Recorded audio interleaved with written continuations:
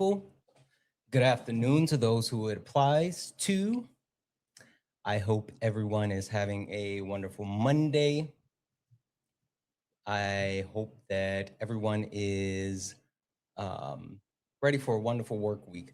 I know this is like the week that a lot of people are getting back to work and people are getting back to school and getting back into the routine. And like for a lot of people, this is the first like real official week of the new year, right? It's where we start to get back into the norms of what we do. So with that being said, hope everything goes wonderful for everyone.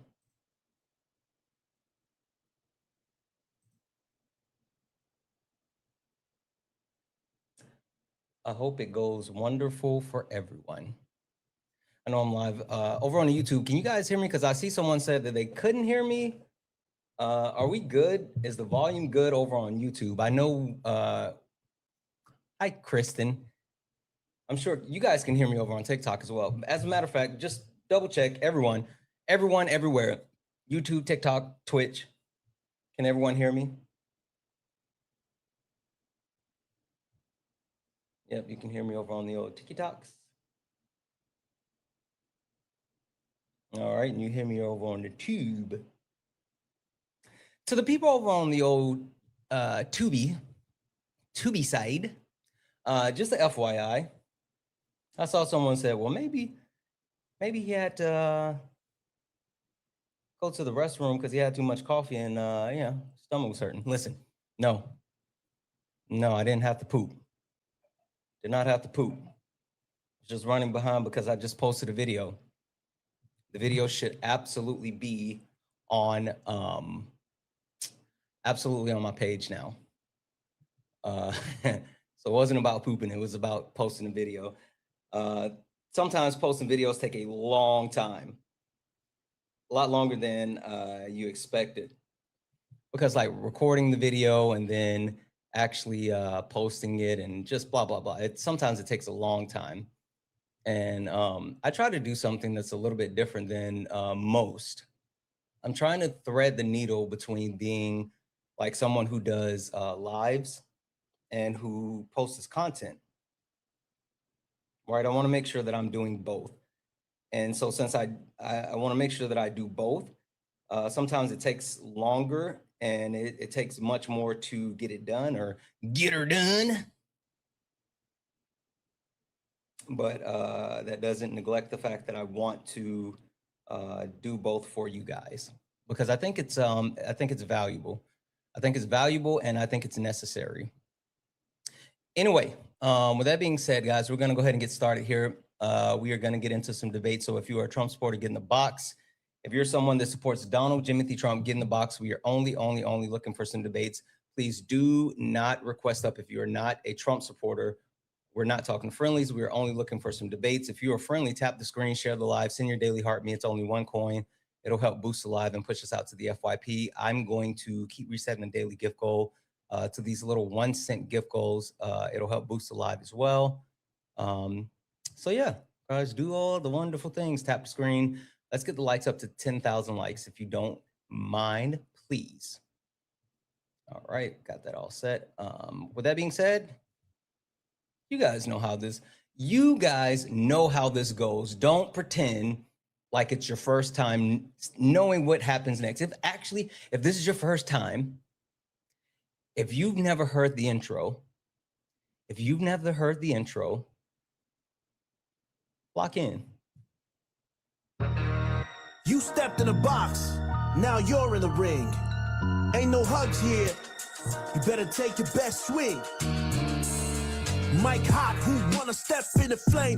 This ain't a debate, this a mind game.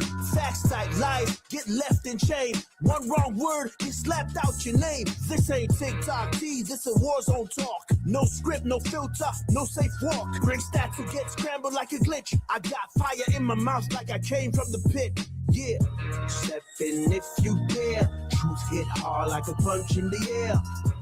Ain't no rules, no plan, no script. One wrong move, get cooked real quick. No cap, no shield. Better know your stuff or you get revealed. Step in, don't you wanna? Sparring with Santana. I don't care what you claim or your background. Facts only, if not, get clapped down. Whether you're left or right, or you don't even vote. If your logic is weak, I'll sink your boat. You talk slick, but you ain't got source. Just vibes, that ain't power, that's force. I'm the test, the trap, the trip, the call. You slip once, I'm snatching it all. Let go.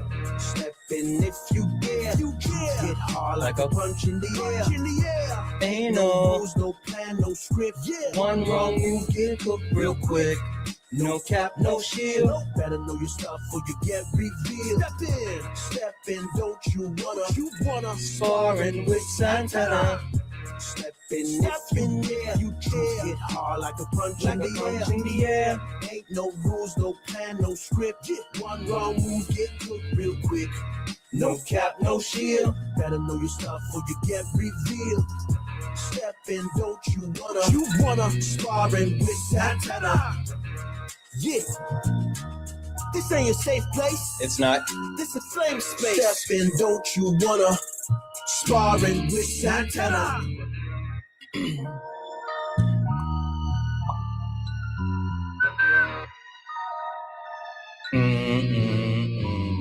Guys, welcome in. This is Sparring with Santana, one-on-one debates with Trump supporters. If you are a Trump supporter, get in the box. If you're someone that supports Donald Jimothy Trump, get in the box. We're only looking to talk to Trump supporters. If you're a friendly, tap the screen, share the live. Send your daily heart me. It's only one coin. It'll boost the live and push us out to the FYP. I'm going to keep resetting the daily gift goal to these little 1 cent gift goals. If we can knock those out. Hey, thank you for the paper crane. If we can knock those out a couple of times, it will get us on the FYP. And we want to be on the FYP because if we can get out there, right, then we can get more debates. And, we can give the people, give the people what they want. With that being said, only request up if you're a Trump supporter. We're only looking for some debates. MAGA. The further we get away from like what actually happened with Donald Trump swooping in and kidnapping Maduro, the worse it gets. There's a lot of shit happening. And Donald Trump can't stop flapping his gums. Donald Trump wants to take over. Does he want to take over the world? I don't know, but now they're talking about Greenland. They're talking about Cuba. They're doing a lot. It's fucking wild. And he's threatening, other leaders with regime changes. He's saying that, the current president of Venezuela now needs to do what they say or else, right? It's fucking wild. But I want to talk to you about it because there's a lot. And with that being said, if you're a Trump supporter, get in the box. And just an FYI, I want to make sure you guys know this is super, super, super important. Super important. Hey, thank you for the squid. MAGA, my chat is not your safe space.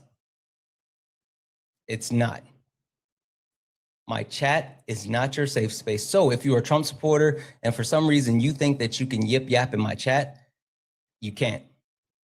I will put you in the kibosh. I will put you in 24-hour lockdown at Guantanamo Bay. You get no play. So get in the box. I will mute you and I'll send you an invite. Mods, you know how we do here. We don't play those games. They got to either nut up or shut up. I don't care. I don't care which one. Legit, don't care which one.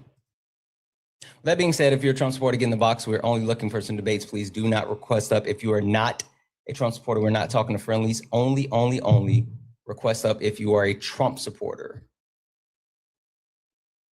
I think these are some accidental, so let me check these really quick.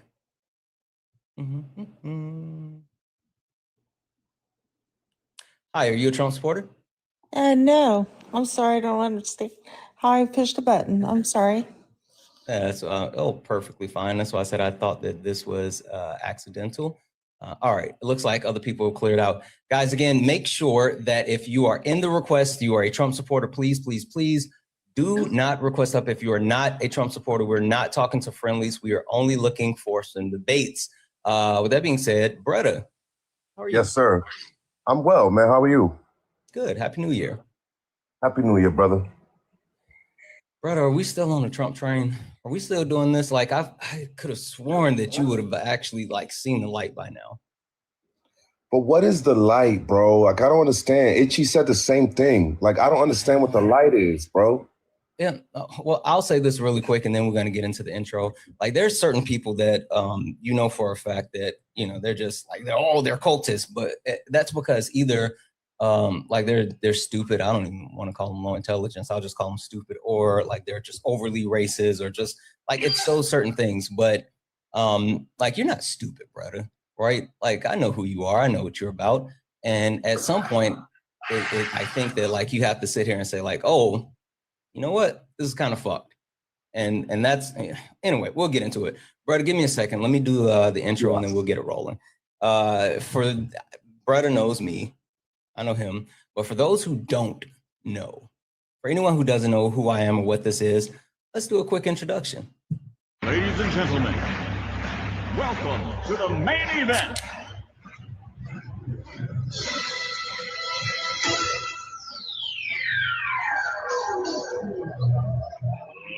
Let's get ready to rumble!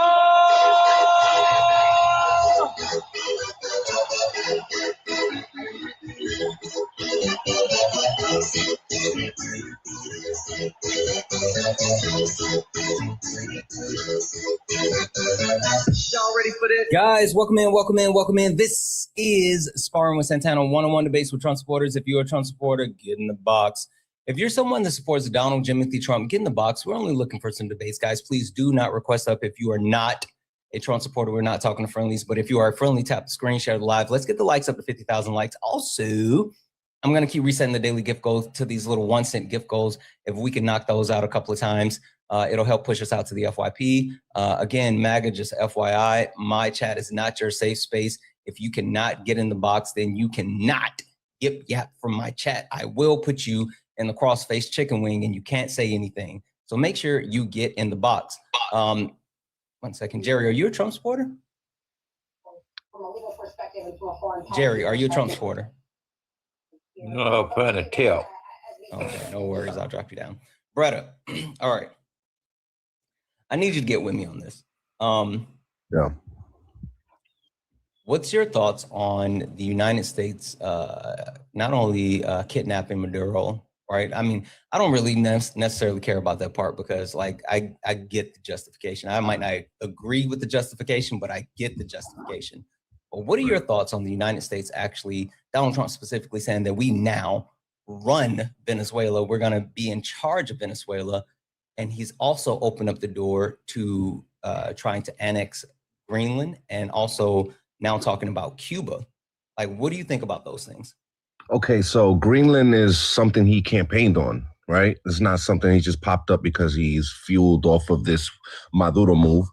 As far as running Venezuela, his verbiage is, I wish he would turn down the New York. He does talk strong and direct, but, you know, it's overseeing the transition period, as he said, to make sure that what was doesn't get reinstated again. Like, it's not a repeat of another dictator that has the interest of nations that oppose America in mind. China, Iran, Russia, right? That aren't even supposed to be meddling in the Western Hemisphere. And yeah, go ahead. Okay, I was just about to say, so I guess to touch on Greenland really quick, because that being something that he campaigned on doesn't mean that it's still like acceptable, right? Because he did talk about like actually buying Greenland, right? And now he's talking about taking Greenland. And multiple times, Denmark has had to come out and say not only is Greenland not for sale, but they are not giving up Greenland. And most recently, what was it, yesterday, the prime minister said that Donald Trump needs to stop threatening Greenland. So I guess even on a fundamental level, right? Why is it that the president of the United States is sitting here talking about taking over other countries? Like, that part doesn't make sense to me. I'm not going to say I like that either. I haven't heard him use the verbiage taken over, but I don't deny that he has. You don't have to play a clip of him saying it because I'm pretty sure it exists. I'm glad you don't, because I was gonna, like, I just You made a had your video finger for on it the and I button. haven't been able to post that yet, so I wanted to keep it in the chamber. All right. Don't let it loose now. I understand he probably has said that. And I'm going to say I disagree with him saying taking as if these are not nations with leaders and options. Mm-hmm. But the running Venezuela is just a transition period. Taking Greenland, I think, what's his name? Boutte? Bukele? Bukele is not the For minister which country? of Who are you Greenland. talking about? Greenland. Greenland? I'd have to look it up. Anyway, I know what you're talking about. Keep going. They said that they're not particular to Denmark either, and they're looking for independence, knowing that that would be a difficult thing to maintain on a global scale, global economy. They're not completely happy with being part of Denmark. So the leader of Denmark, prime minister of Denmark, can say that's not for sale, but that's like China talking about Taiwan. That's not because Taiwan isn't a part of China. Greenland is absolutely a part of Denmark. That would be like, and I was just about to go there, and sorry, brother, but I need you to answer for this one. That would be like, Russia saying that we want to take Puerto Rico, right? Oh, it's not. It's literally like Russia saying that we want to take Puerto Rico. So my question is, brother, what would you do if Russia kept, or what do you think we should do as a country if Russia kept saying like, hey, we want Puerto Rico. We're going to take Puerto Rico. We need Puerto Rico. Yeah. What would you do? Thank you, the galaxy. I would be mad. I would be like, yeah, we need to show them that they can't just come in and take anything that belongs to the United States or Commonwealth, from Commonwealth to a state. Yeah. And I agree with that, right? Like, I'm not sitting here saying that I don't understand the overall aspect of the United States and expanding their power and all this other stuff. I may not agree with it, but logically I understand it, right? But even more so, I think that other people, not you, because you know what, brother, if I can have a real moment with you for a second, I think you and I have finally gotten to the place where we just have straight talk. Like you may play in other people's face, but it's like you and I just actually have real conversation. So I think that, I know both of us can agree that just taking countries isn't the right way to go about things, even though we technically understand it. We understand expanding, power and all this other crap. So one last question I have before I really want to drill down on Venezuela, no pun intended, but Cuba, because they're threatening Cuba. What are your thoughts on that? I don't know much about Cuba's involvement in the D trade, in the D-rug trade. It's not about that. It's not about that. What is Cuba about? They're just calling Cuba communist and, trying to go about, that whole thing. Really what it is, now this is me speculating, right? The one thing that I can say is they haven't talked about, Cuba and D-rugs, but they have just said that, Cuba's a communist country in our backyard, blah, blah, blah, blah, blah. But what it's about is they've had the ability to do it now, right? Does Cuba still have does Cuba still have their relationship with Russia? Is it still strong? Yeah, I believe so, but not in the sense of how it was before. I know that for a while, things between the United States and Cuba had kind of softened, but then it picked back up at a certain time. But overall, I think Cuba has relationships with a lot of people that we wouldn't consider to be our allies or, direct competition with us anyway. So I know that it's that, but also I know that they're not specifically doing anything that would be directly harmful to the United States. I think Trump is talking big now because he's off the Venezuela high. I don't think they're going to go in and do that to Cuba. Now, I do believe that he actually is going to go into Colombia. Cuba, I don't believe he's threatening about that as well. But I think that's also why, like Colombia and Brazil, they sent troops to Venezuela, and they're trying to actually help bolster Venezuela. I heard about Colombia. I didn't know Brazil's involvement. Yeah, both of them are trying to actually bolster the numbers because overall, and see, Brazil actually did it prior to Maduro coming in. Brazil sent troops to help bolster Venezuela when it looked like the Trump administration was posturing even more. This was like a week or so ago. But both of them don't you look at them a little bit weird since they're trying to stand behind an obvious dictator that was abusing, like aside from America coming in, them helping an obvious dictator does not shed good light on them. Yeah, no, what I think it's more so about is like they may hate Maduro, right? They might not stand for what he stands for, but I think they saw what I'm saying right now, right? Once you let the genie out of the bottle, you can't put it back. Once you open up the door to allowing the United States come in and take over other countries, then like with this administration, where does it stop? Because Donald Trump has been open and adamant about wanting other areas, other land, other things. Yep. And I think that they see a threat. And I mean, the collection of countries, resources, and things like that throughout the global South, it's real. Yeah. I can agree with that. I don't agree with Trump wanting to take over countries, but do you don't believe that his intentions to stop the D-Rug influx into our country is legitimate, like at all? No. So what does he want from Colombia? The only reason I say no. It ain't oil from Colombia. Yeah, the only reason I say no, I think that it could be like secondary or tertiary or whatever the case may be.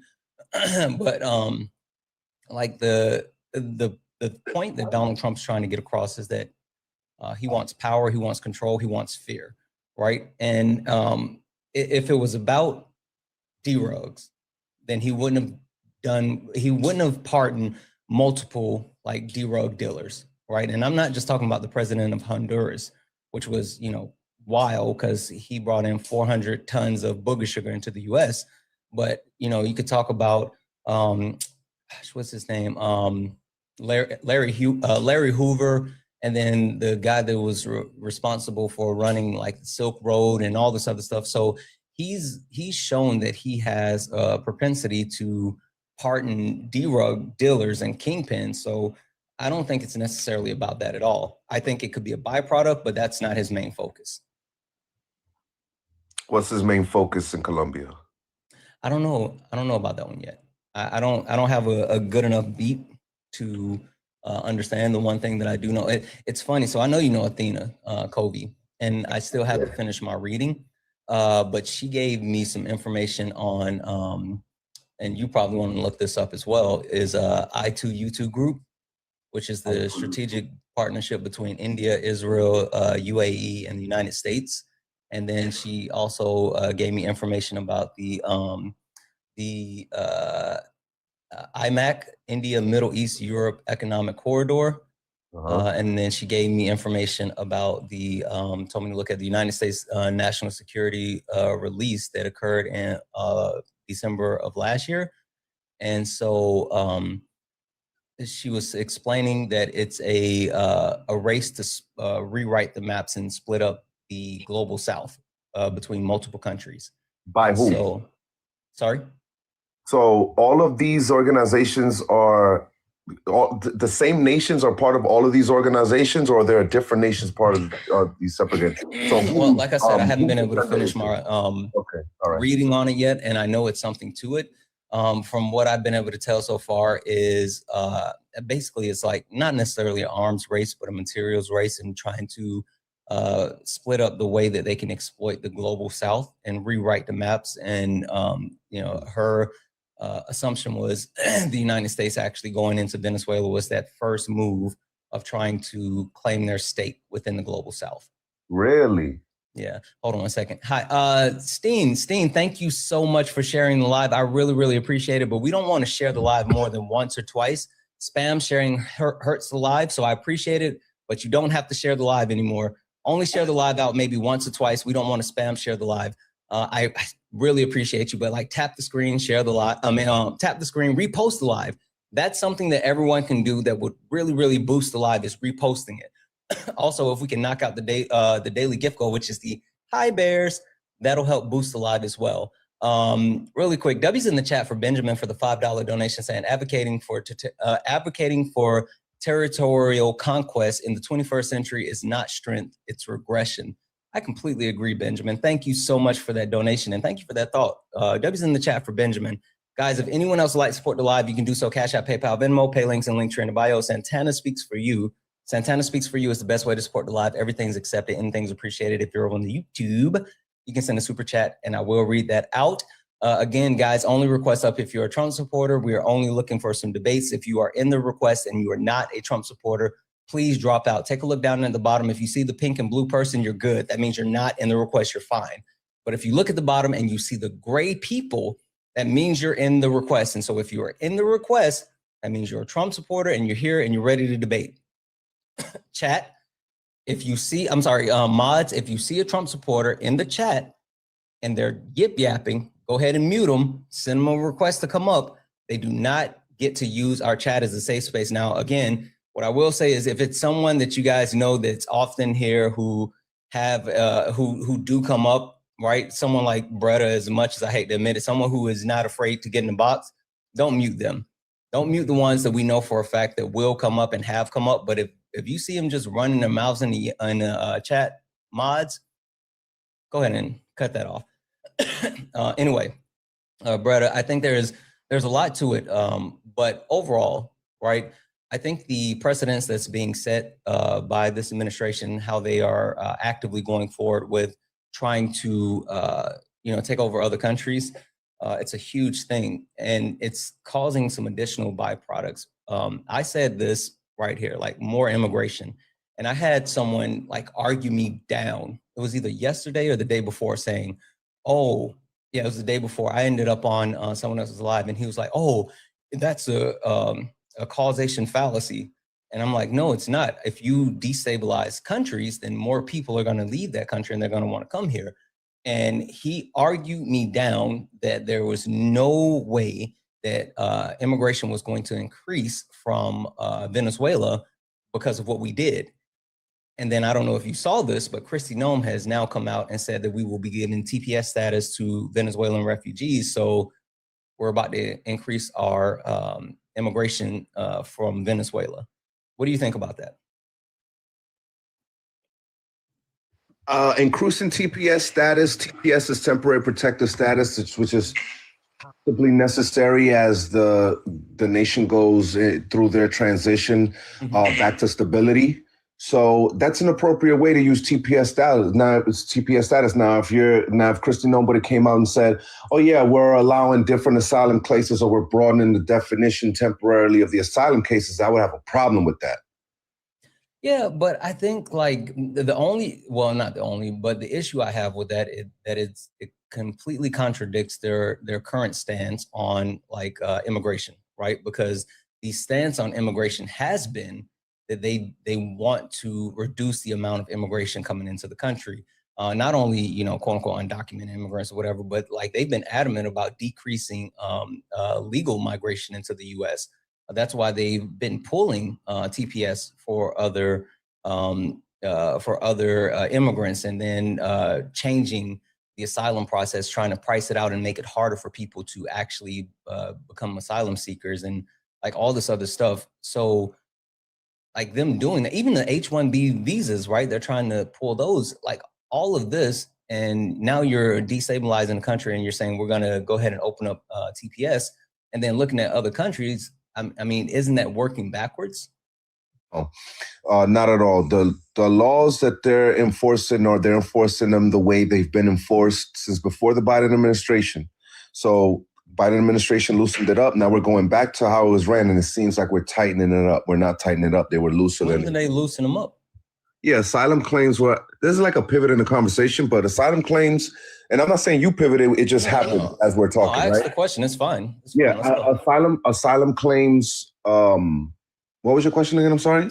You said that the Biden administration loosened I guess the standards or whatever, and now we're quote unquote tightening them back up. Yeah. So of course, asylum claims denial percentage dropped in the last 4 years, and they let some people that weren't actually qualified under the meaning their life wasn't under threat. They just wanted to come in for a better life into the country, which shouldn't have been the case. Right now, speaking to your point that migration may grow, that can be true to the transitional period, but I'm sure once the country's stable again, Venezuelans who love their nation, believe it or not, would go back en masse. Yeah, we can talk about that in half a second because I've seen direct videos and information, because this isn't the first mass exodus of people from Venezuela. So I think that's up to debate. But going back to what you said about asylum, where did you find that like asylum, like approval for asylums were more acceptable under the Biden administration, were letting people in for claims that were like weren't credible threats on their life? The asylum percentage of approval actually went up under the Biden administration. I gotta pull that one up for you, right? That's a positive claim.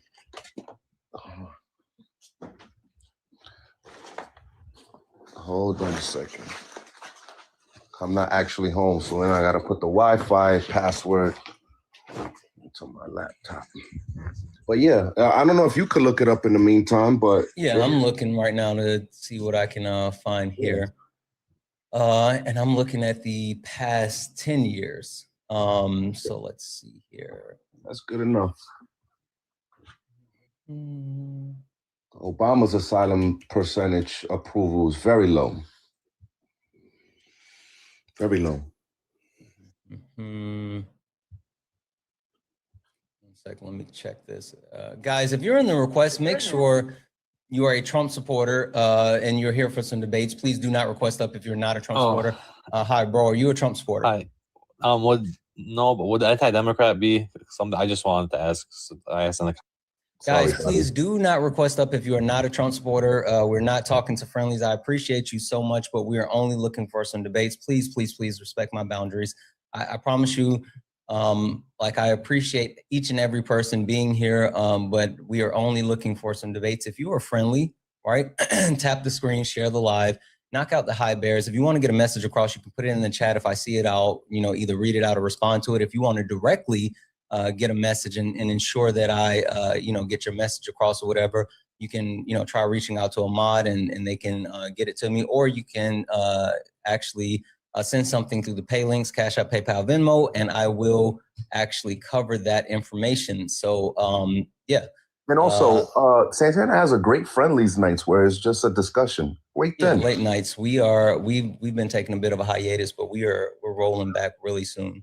I got to come back to that late night. That was a good. I went to one. It was a solid conversation. Yeah, late nights.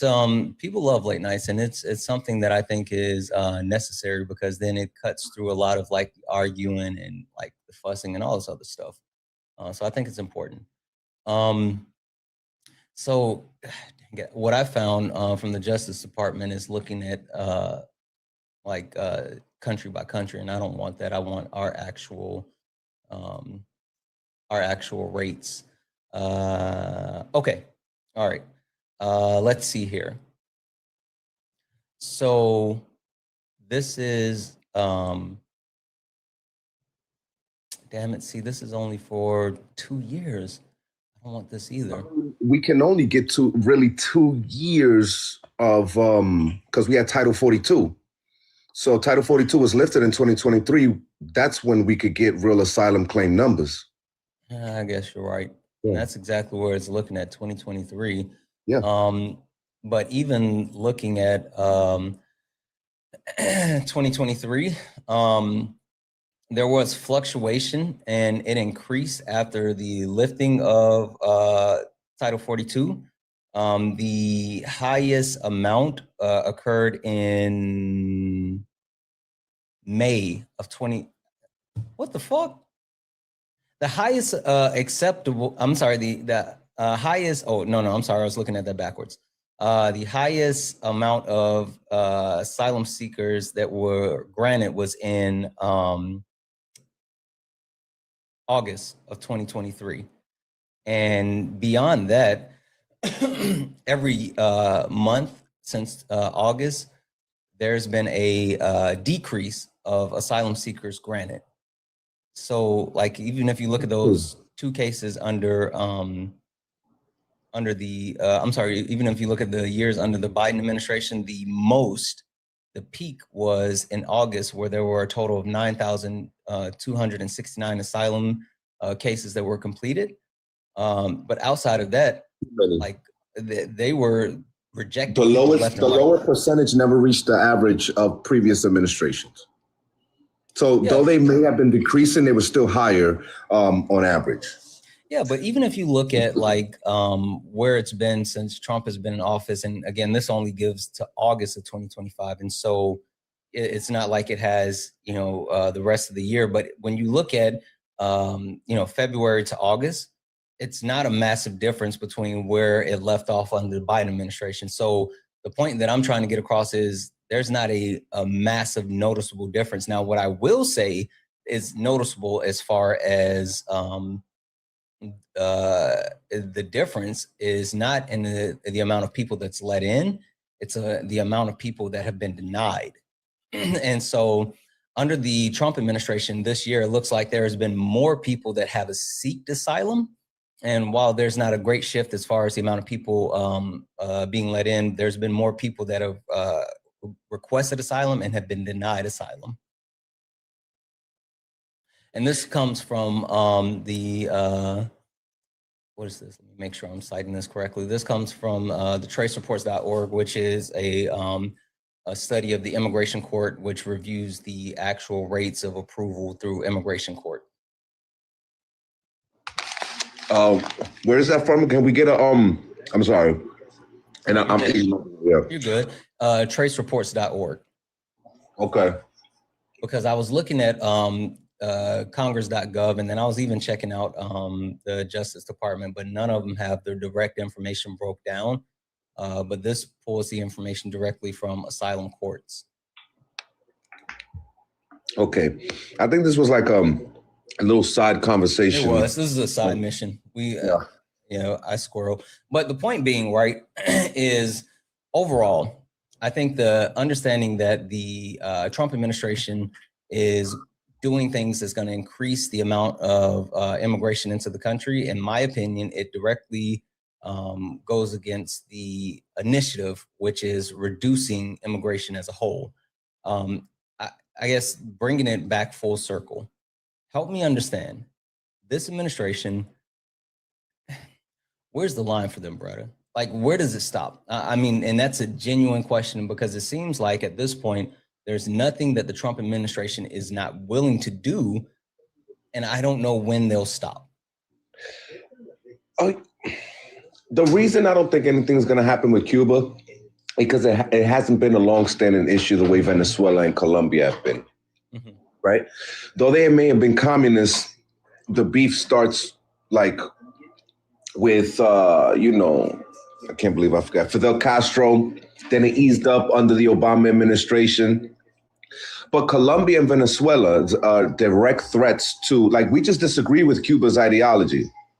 The Colombia and Venezuela are direct threats to America's population. So I'm not going to say the D-Rugs. How are they the D-Rugs? Oh, yeah. Okay. The D-Rugs. But then why aren't we addressing China?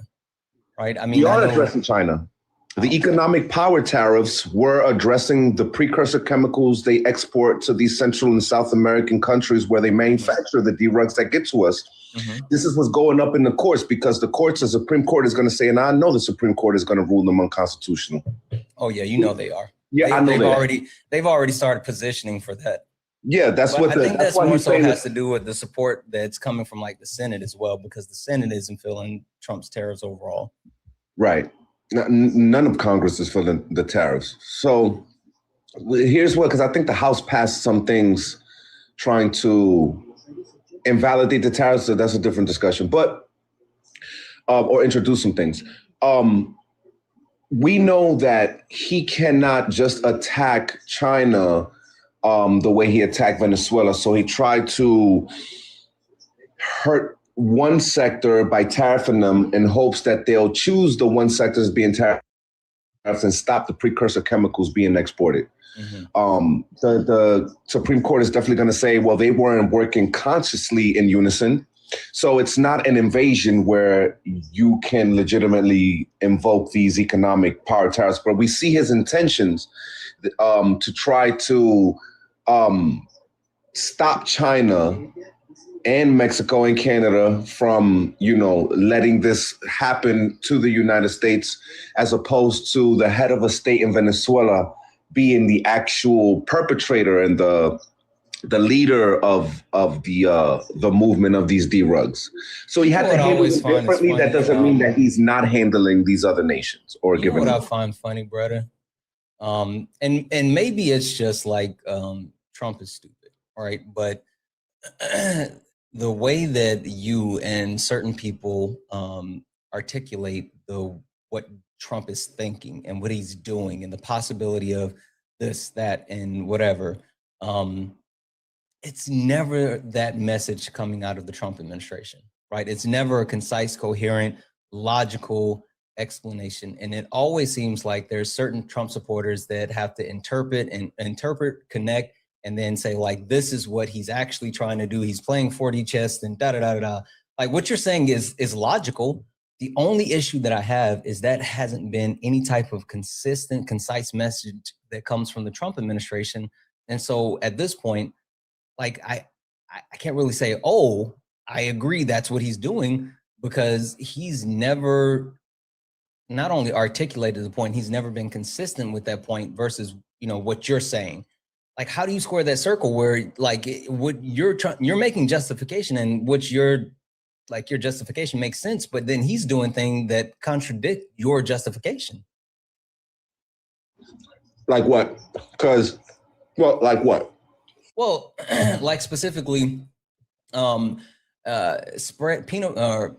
plastering the tariffs across the board to multiple countries and not having like coherent strategy when it comes to implementing the tariffs.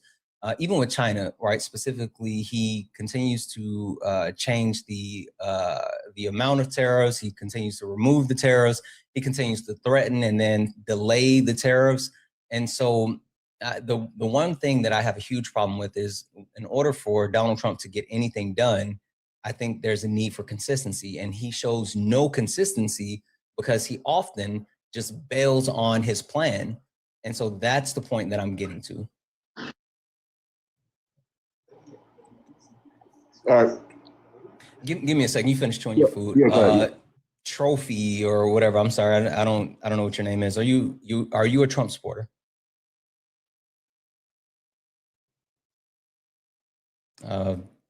The person with the trophy, the join something or whatever, 0 followers, following 10 accounts. You're up here. Are you a Trump supporter? Of course. Okay. Can I get your name, friend? You could just call me Trophy. Trophy? Okay. I'll call you Trophy.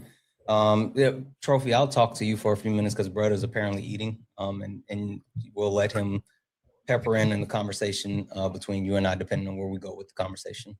Brother, give me a minute. I'll talk to Trophy and you finish eating your food. You good.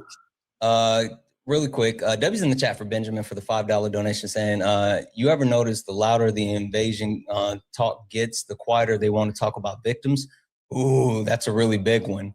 And W's in the chat for Benjamin for a follow 5 saying foreign adventurers do not answer charges of exploiting children. They are deployed to drown them out. I agree. Like, I absolutely think that this is a distraction for multiple reasons, and we can definitely get into it, but Benjamin is up here spitting. Guys, W's in the chat for Benjamin. If anyone else likes to support the live, you can do so. Cash App, PayPal, Venmo, pay links and link tree in the bio. Santana Speaks for You.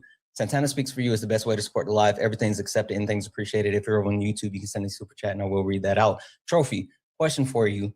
How are you still standing behind Donald Trump when he claimed to be like the president of peace, but he is showing that he's a war hawk, and not only through his actions with Venezuela, but his threats to Colombia, to the threats of annexing Greenland, and even the mention now of Cuba.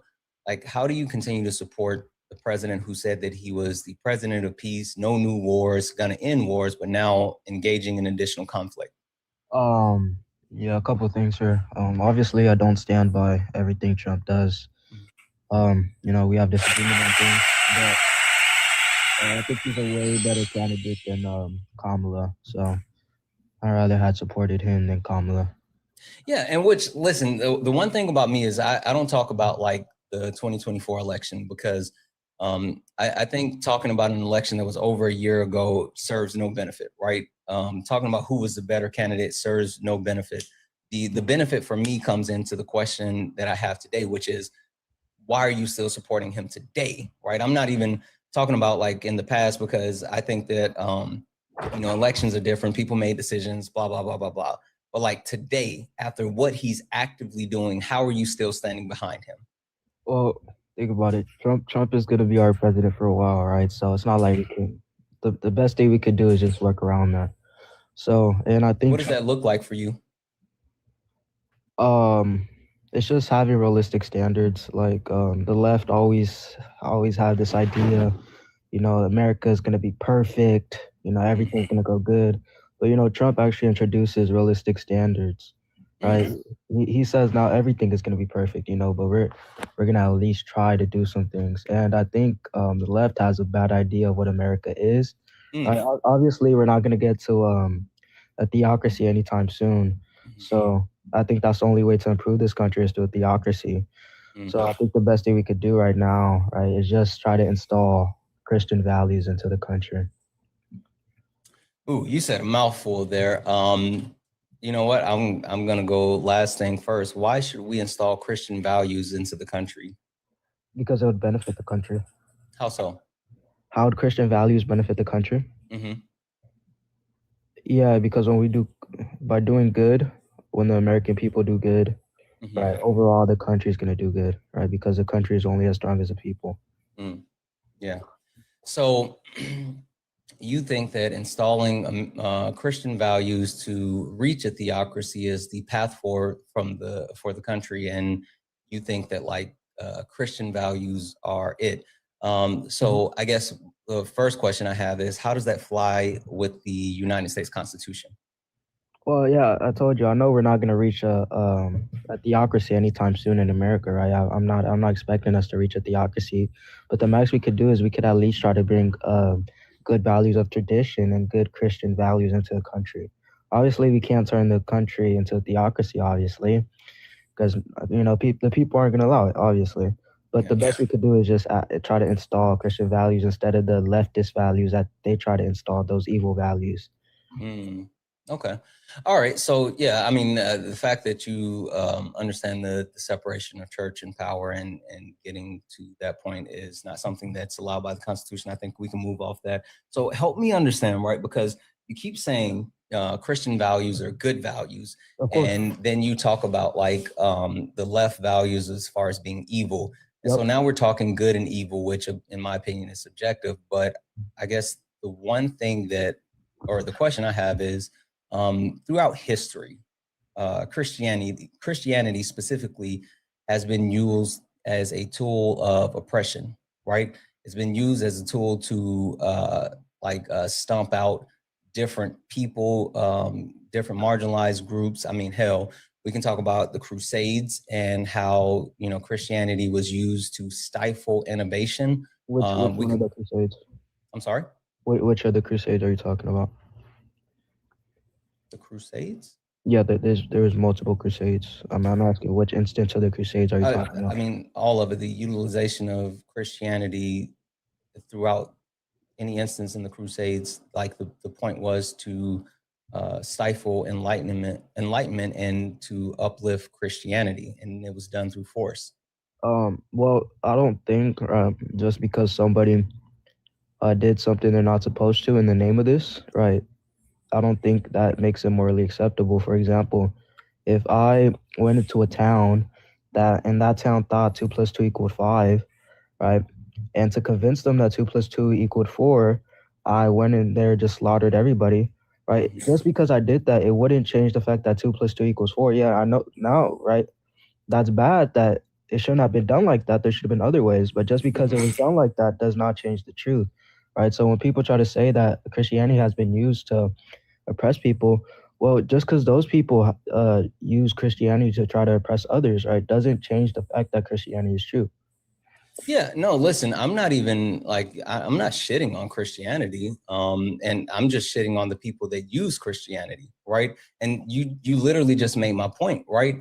Throughout history, people who often tend to say that they are Christians and they are here to spread the teachings of Jesus and all this other stuff, they often follow that up by like atrocious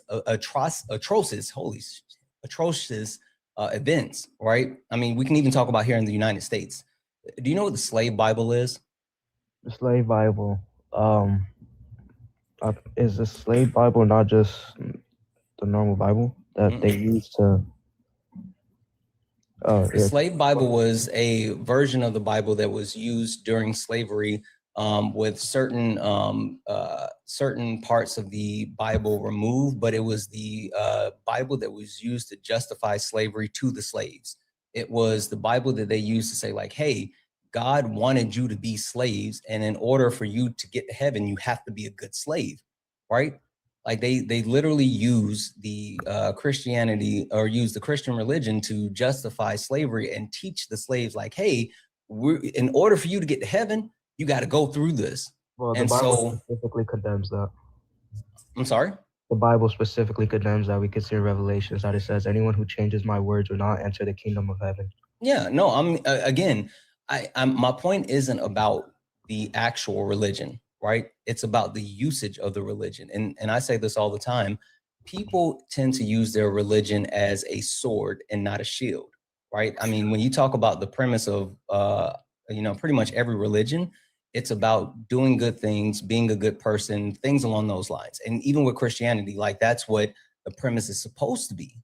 But then when you have people who utilize religion, they often use it as a justification for the things that they want to get done, right? And that's the point that I'm trying to get across, is by saying that we want to institute Christianity into our government. I completely disagree. I think our government should be completely secular. And the only reason I say that is not because, oh, I'm not a Christian or I don't believe in God, but I think once you start to try to govern through morality, then you open up the ability for people to make it subjective. You open up the ability for people to justify certain things, and they justify it based off of religion, and that's harmful. Well, I'm not saying to implement Christianity to the government, right? I'm not saying to turn a theocracy, which I do want a theocracy, right? But I acknowledge that's not going to happen in America. Right. What I'm saying is, instead of the leftist values, the transgenderism, the LGBTQ, promoting all that stuff, promoting kids eating nothing but honey buns and all that shit, right? Instead of promoting that, we can start promoting more Christian ideals, right? And those Christian ideals is going to help society as a whole. One quick thing: when the leftists like say that a value is getting kids to eat honey buns, I'm so confused about that one. Well, I'll just use that as an example. What I mean by that is that the left, right? The left is going to say it's okay to, go eat your honey buns, go eat your chips. We want to fill your kids with fucking toxic poisons and all this. Oh, that's not a left or right thing. That's just a government thing. Like, our government doesn't give a shit about our health, and that's why we don't have universal health care. That's why they allow chemicals in our food that aren't allowed in other countries. That's not a left ideology. That's a fucking capitalism ideology. So you have a problem with capitalism, not the left on that one. Well, all I'm saying is that, right, under the left, they're going to continue to promote, right, toxic poisons, right? They're going to continue to promote junk food and shit. That's not true. Michelle Obama, right, had an initiative when Barack Obama was in office, where she wanted to remove junk food from schools, and she wanted to plant gardens in schools. And the Republican Party as a whole railed against Michelle Obama. Like, they collectively lost their shit and did not want her to actually implement the different changes throughout the public school system, that gave access to fresh fruit and food instead of junk food. Like literally, this has been something that the left wing has advocated for, and the right wing said, no, you can't do that. So like the premise that the left wing is pushing any, this is just this is da da da da da da, like that's not true. Well, I think this is what I'm trying to say. I see your point. I'm trying to say is that the left is gonna say, right, it's okay to be obese. Be you, queen. It's okay to eat all this junk food. You know, be a fat fuck, sit on your couch all day. It's fine. Wait, hold on, let me stop you for a second. Don't say that. We don't do fat phobia here. Like, it's not about saying that you can be a quote unquote fat fuck. That's no one's saying that. The one thing that the left does tend to say is that there's nothing wrong with being you as a person, and that's the premise behind not only like that, but even more so when you talk about accepting the queer community, when you talk about like minorities, when you talk about people with disabilities, having the understanding that people are people is a huge necessity, versus for some reason the right thinks that like we should all conform to some type of standard, which that's weird, right? I think that we can all agree that people need to be healthy no matter what their size is. Like being healthy is the point, not being a certain size, because you can be 110 pounds or whatever and be extremely unhealthy. Like that's not the point. Health is the point, not the actual weight, right? Well, I think we're gonna have some correlation, right? I think it depends on your BMI, right? If you have a high body fat percentage and you're typically bigger, then we're gonna expect 99% of the time to see you're unhealthy, right? If you have a high body fat percentage, yes, this is true. I hear you. I mean, you're saying expect, but expectations versus reality doesn't correlate. Yes, I can say for a fact that people with more body fat experience more health issues, but it's not a direct correlation saying it's 1-to-1. But even more so than that, right? You would have to point me in a direction where anyone on the left wing, anyone who's implemented any type of power, or any type of policy, or has any type of actual power, has advocated for any type of unhealthy policies. Like, has there been one piece of legislation that has been passed that has implemented unhealthy procedures for Americans? Well, that's not my claim. My claim is that they're more accepting towards it, and I don't think we should, because now we leave more leverage. We leave more room for kids and people to be like this, and they just say be you, right? And I think Trump is more pro reality, right? Because he would say that transgender people are the thing, which I agree with, because I'm pro reality. Yeah, I mean, you sitting here saying transgender people isn't a thing doesn't negate the fact that transgender people are a thing, right? Transgender people have existed prior to the Trump administration, prior to any and everyone. Like literally, transgender people go back to your Christianity. I mean, like being a part of the Bible. No, like, there's not a single transgender person. Yeah, it predates the history of the Bible. Like transgender people have existed predating the history of the Bible. And you sitting here like saying that the justification behind transgender people, or people with a certain BMI or anything like that, is related to not accepting people. The question I have, right, is what's the line, right? If you're sitting here saying that accepting people for who they are is not something that we should do, then what point do we say, like, okay, we can no longer accept, okay, we're saying that people shouldn't be this weight, that's unacceptable, cool. Now people shouldn't look this way, people shouldn't have this eye color, people shouldn't have this facial hair, people shouldn't do this or do that. Like, so what's the line and the limit? Because that's wild. I'm not saying that. What I'm saying is, right, no one's gonna force you to lose weight or anything, right? You know, if you want to be fat, that's your choice. Nobody's gonna stop you. Please stop saying that. Again, that's fat phobia. Stop calling people fat. Well, what else would you want me to say? You can say have a higher BMI. You can say overweight. Whatever. I'm just saying, like, seriously. What about obese? What about obese? That's fine. That's fine. I'm just saying, like, the terminology that you're using is dehumanizing, and I don't want to, subject my chat to that. So just okay. I'll say obese, right? I'm not saying, right, it's wrong to be obese. If you want to be obese, you go do you be obese. But what we're not gonna do is we're not gonna promote obesity to the next generation. We're not gonna do this to the next generation. We're not gonna promote transgenderism to the next generation, right? Also, transgenderism isn't a thing. I mean, again, just because you don't think that transgender people exist. Like absolutely transgender people exist. Like that, again, it's actually a thing, but give me 2 seconds here. W's in the chat for Jackie. Jackie sent a $5 donation saying for another year of shushies and say it with your chest. Happy 2026. Absolutely. W's in the chat. Thank you so much, Jackie, for that. W's in the chat for Benjamin for the $5 donation saying, so when he says A, he means B unless he means C. Depending on the vibes, absolutely talking about Trump and how he goes about doing things. W's in the chat for Marie for the $1.11 to say, I'm sorry, have kids ever been to Whole Foods? Has this kid ever been to Whole Foods? Find me a conservative in there while looking for free range organic whole wheat eggs. I'll wait. You're right. That's absolutely true. W's in the chat for Marie. Thank you so much for the cake as well. And W's in the chat for Dragon Lover for the $5 donor. Say trophy saying pro reality and pushing theocracy is wild. They do kind of contradict each other. Massive W's in the chat for Patty. Holy shit, Patty. What up, Patty? Patty sent a $50 Canadian donor to say for calling out the a-hole in Dean's live yesterday. You gave me a good laugh. Listen, sometimes you got to do it because they say some wild shit and it's weird when they get wild. But W's in the chat, Patty. Thank you so much for that donation. W's in the chat for Proud Mom, who sent the $13.99 Canadian. Say, hi, Santana from Ontario. Canada loves your lives. I can't believe I once dreamed of living in NYC. Now that I'm almost 60 and watching what this tyrant has done to the United States, it breaks my heart. I love you. Me too.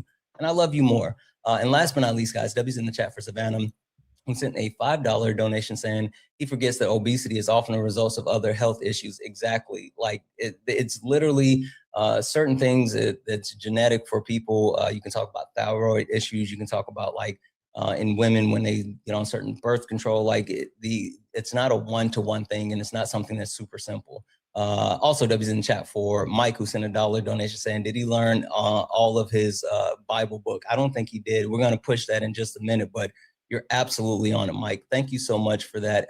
W's in the chat for Cynthia for the $2 donation saying, some of us have chronic illness and on meds that make us gain weight. Literally just called that out. You're absolutely right, Cynthia.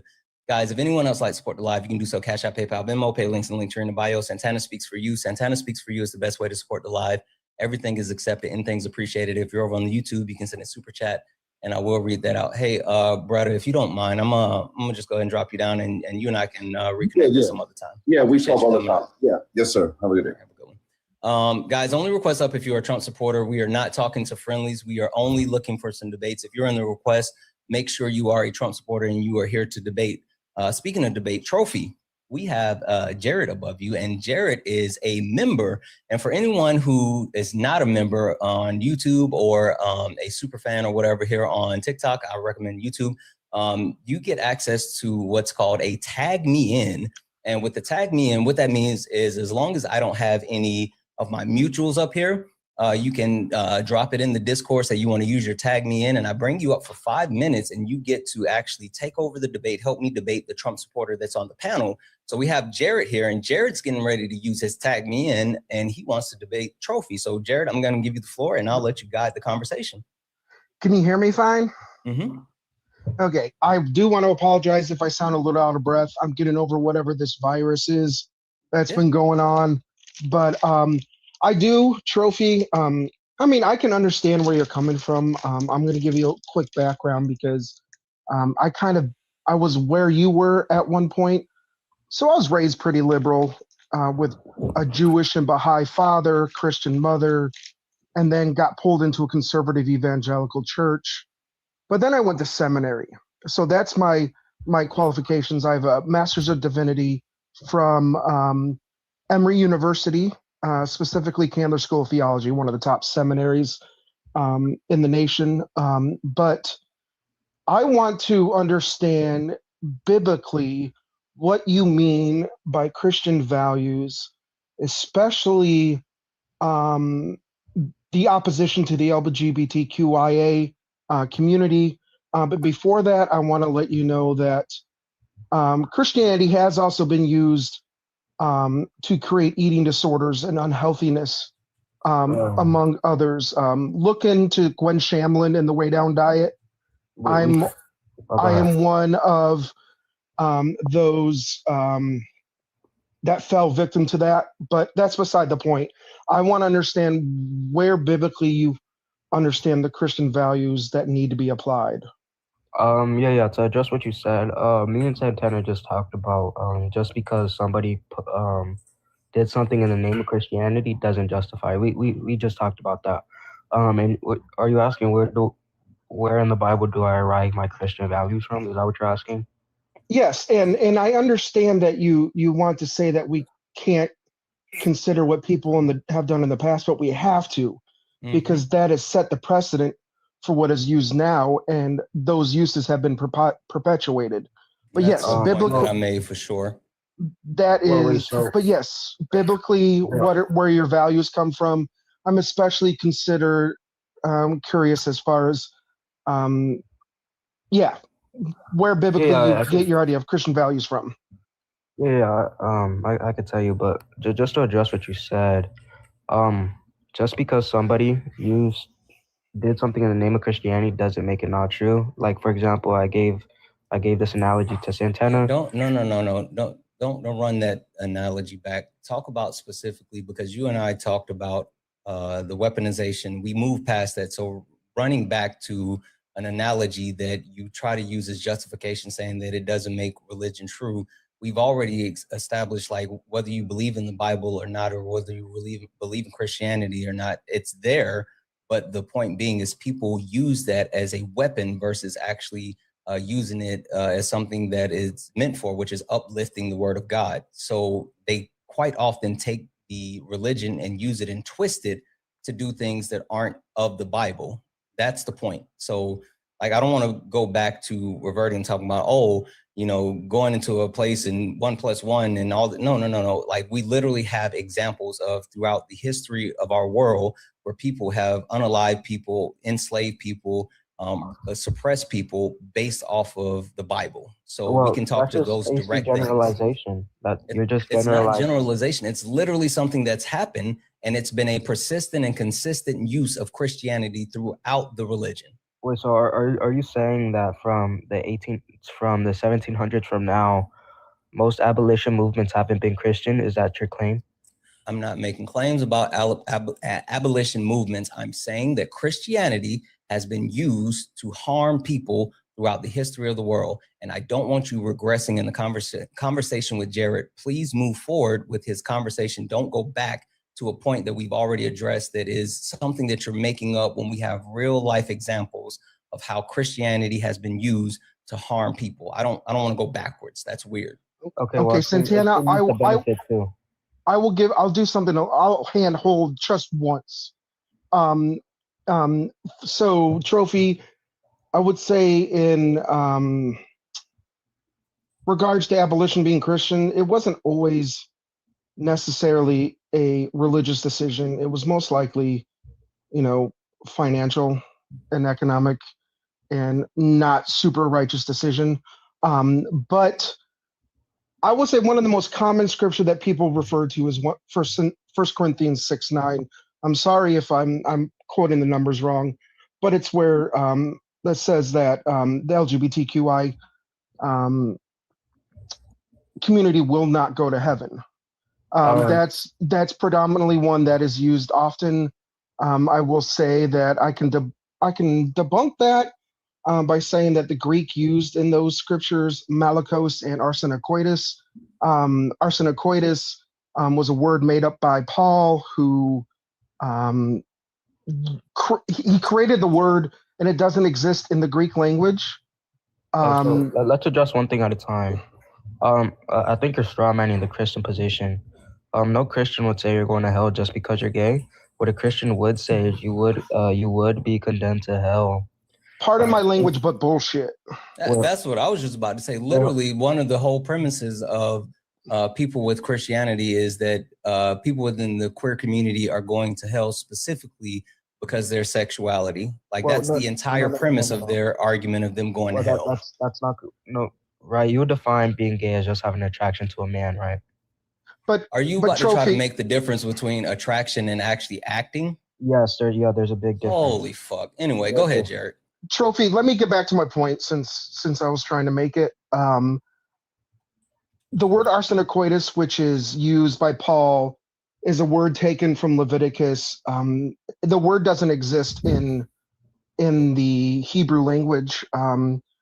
Secondly, the word malakos, which is primarily used to be translated to, I'm sorry, the word homosexual, means effeminate.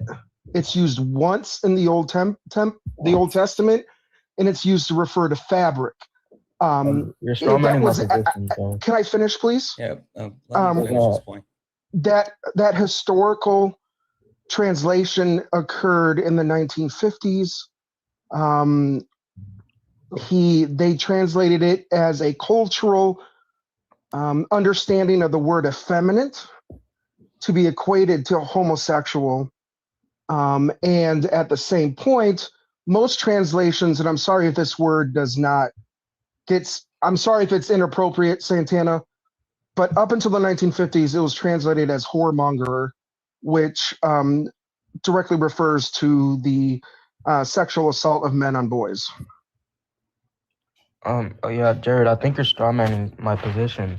I wouldn't say you're going to hell because you're attracted to a certain sex, right? But I would say, right, you transgress against the law when you commit lust, right? Because lust is sexual acts when you are not married, right? Marriage. Wait, hold on, Jared. I let you speak. You're right. You're right. I'm sorry. Look, marriage, right, is only approved with one man and one woman. Aside from, we don't even have to go to Corinthians. When marriage is only approved from one man and one woman, it has to be approved by God. So if it is not approved by one man and one woman and they have sexual relations, well, it would be immoral. This goes for anything, right? Woman on woman, man on man, even a man with another woman, right? So you're strawmanning my position. I'm not saying you would go to hell just because you're gay, right? But gay people they're incapable of getting married in the eyes of God. So when they commit sexual acts, it would be immoral. Wait. See, this is where the problem comes in, because even though you are sitting here saying that Jared is strawmanning your position, it's not about your position. It's literally about you saying that we need to institute Christian values within our country, within our government. And so unless Trophy, you are the one specifically that has the ability to decide which Christian values are actually instituted, your overall argument is rendered moot, because it's going to be the implementation of other people and their idea of Christian values, other people and their idea of Christian morals. And the premise behind Christian values and Christian morals for a majority of people who hold that position are quite often, you are going to hell because you're gay. Like literally, that's their position. So you can sit here and say your individual position, but you're advocating for implementing this throughout the government. And when you implement this throughout the government, it's the people that have power, not you. Yeah, that's the point I was going to make, Santana. Sorry, go ahead, Jared. Trophy. So the thing is, your whole argument is that if something has been done in the name of Christianity historically, we can't consider that now. The problem is that the Christian values that you are espousing are the ones that have been espoused throughout history. So these arguments are perpetuating what has been done. But in response to your stance on marriage, yes, sexual immorality, or smexual, I'm sorry, Santana, immorality is addressed in the New Testament, but it does not say within the confines of marriage. One, Paul says that if you can't help yourself, yes, don't get married. He says if you can help yourself, don't get married. If you can't help yourself, get married. But sexual immorality is never confined within the context of marriage or outside of marriage in the Bible. Christ spoke about one man leaving for a wife as a contextual Judaic teaching, because up until that point, a lot of men were polygamous. We look at Isaac, we look at prominent men who had predominantly, marriages of multiple wives that were not based on love or immorality, but on transactions, as the women were essentially chattel or sold by their fathers for financial gain. That in of itself, I would argue, is more immoral than a man laying with a man, or Christian men that cheat on their wives. How can you argue that a man laying with a man is more sexually immoral, or having sex outside of marriage is more sexually immoral than Christian men who cheat on their wives on a regular basis, or use schmecks as a weapon to control their wives? Okay. So let's address one point at a time. The first point you made, right, is that you straw my position, and you said that I said we shouldn't look at what happened in the past and look Yes, at you it did. in the future. No, I didn't. I said that whatever people did in the name of Christianity back then does not invalidate Christianity. That was my point. It does not invalidate. Obviously, we should look at that, right? 'Cause we should look at the mistakes they made, what they did wrong, right? Why they did it, what it caused, right? But I'm saying it does not invalidate Christianity. Just because someone did it in the name of Christianity does not mean it invalidates Christianity. I'm not saying it. Oh, I'm sorry. Go ahead. Go ahead. Yeah, I'm just saying you were strawmanning my point, because that's not what I said. So then for the second point you made, right? You asked me how is sleeping with another man immoral, right? No, that's not what I said. How is it more immoral than a man who has multiple wives, or abuses his wife, or cheats on his wife? Well, right, when we look at the context of morality, right, although there's different Morality is subjective. okay, well, we can speak about this. Just let me make that point. When we look at the context of morality, specifically in the Bible, right, transgression against the law is still going to be transgression against the law. Now, there's different levels of transgression against the law, but both any type of transgression against the law gets you farther away from God, right? So the argument isn't whether this is more immoral than this, right? Is that the argument is that it gets you away from God, and without God, you don't have morals, and we can talk about that. No, Yeah, I would really say quick, God. Go ahead, Santana. I'm going to read this off, and then Jared, I want you to be able to wrap up your point. Okay. And land your plane. But I want to call this to Trophy's attention. This was a study that was completed by the National Library of Medicine. The study was entitled "God Made Me Gay for a Reason." Young men who have sex with men relentlessly and resolving internalized homophobia from religious sources. And this was a study that was completed where the subject, they looked at over 1,000 plus men who identify as being gay, and then in correlation with their family and the impacts of the religious aspect on their lives and how things have directly correlated. And so you look at, the study was for people ages 18 to 19, 21, 20 through 21, and then 22 plus. They, did Black people, white people, others, all this other stuff. Like, so there's a large plethora of the pool, right? They have people with different residencies, employment, educational level, sexual identity, immigration status, religious beliefs, level of spirituality, blah, blah, blah, blah, blah. And so it looked at the main factors and some of the ramifications on their sexuality in correlation with their family and also religion. And one of the biggest things that was brought forth with this actual study is the condemnation of the people, and specifically citing that you'll go to hell for being gay is something that was prominent throughout the family dynamic and throughout the understanding of religion. So when you sit here and say that Christians don't actually preach the fact that you will go to hell specifically for being gay, that's absolutely false. I mean, not only is it something that is echoed throughout the right wing of the party and something that has been platformed by multiple people, but doing this deep dive and actual empirical data study shows that, like, yes, this is absolutely something that most Christians believe. And actually, when I say most Christians, I think the percentage was 64%. I'll find the exact percentage again here, but over half of the people that completed the study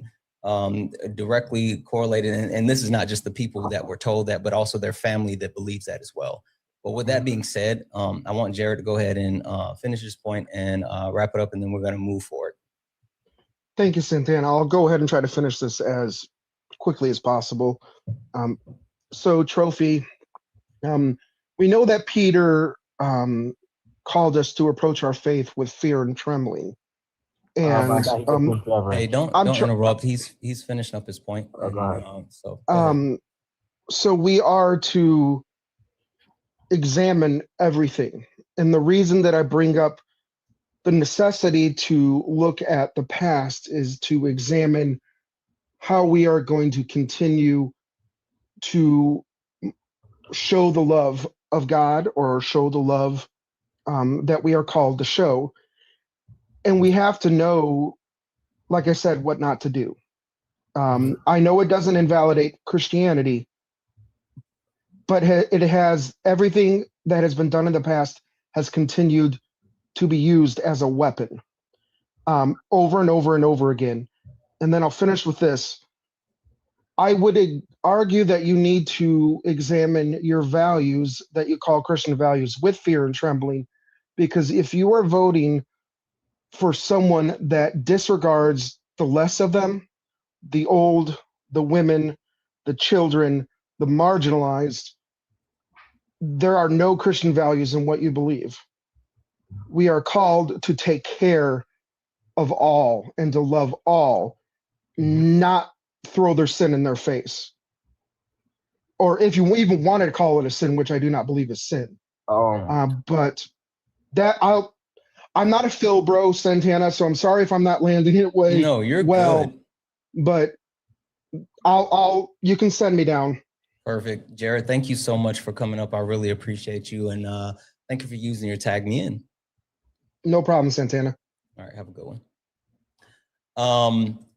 Guys, W's in the chat for Chelsea. Chelsea sent a $10 donation saying, Santana, thank you for all that you do. Chelsea, thank you so much. I really appreciate you for the love and support, and also for the encouragement. You're fucking awesome. W's in the chat for Joe, who sent a $4 donation saying, we have shared human morality in spite of religion, not because of it. We still follow the morality laid out by the Bible. We would be stoning. I'm sorry, if we still follow the morality by the Bible, we still be stoning women for adultery and doing public strange fruiting. We as humans have evolved past biblical morality, thank God, with the lowercase g.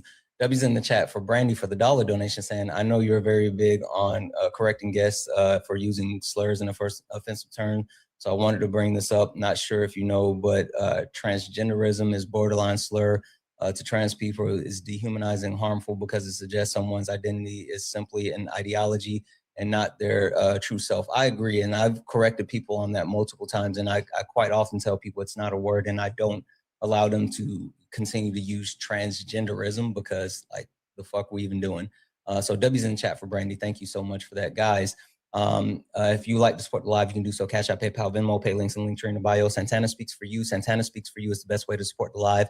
Everything is accepted. Anything's appreciated. If you're over on the YouTube, you can send a super chat, and I will read that out. Keep tapping the screen. Let's go ahead and get the likes up to 200,000 likes. Also, guys, look up at the top. If you see the word follow, that means you're not following me. This is the main account. Hit that follow button. Hit the follow button. If you see the gray heart, that means you're not on the team. Send your daily heart me. It's only 1 coin. But follow the main account. We're driving to 80,000 followers. We're trying to get it up to 80,000 followers. So hit that follow button. Also follow the backup account. Follow both of them.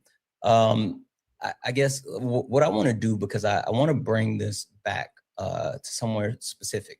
And I kind of want to shift this because you and I aren't going to agree on Christian values, right, Trophy? Because I think that you sit here and you say we should implement Christian values, but at the same time, the people in power, leadership, they don't exemplify Christian values.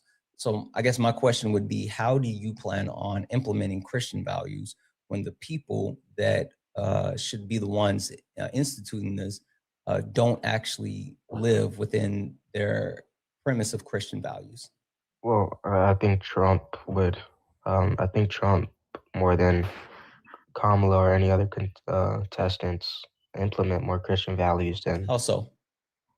Yeah, Kamala would say that transgender people is something that's real, something that they exist, right? You know, you can say they exist, but they don't really exist. It's like you They could say literally exist.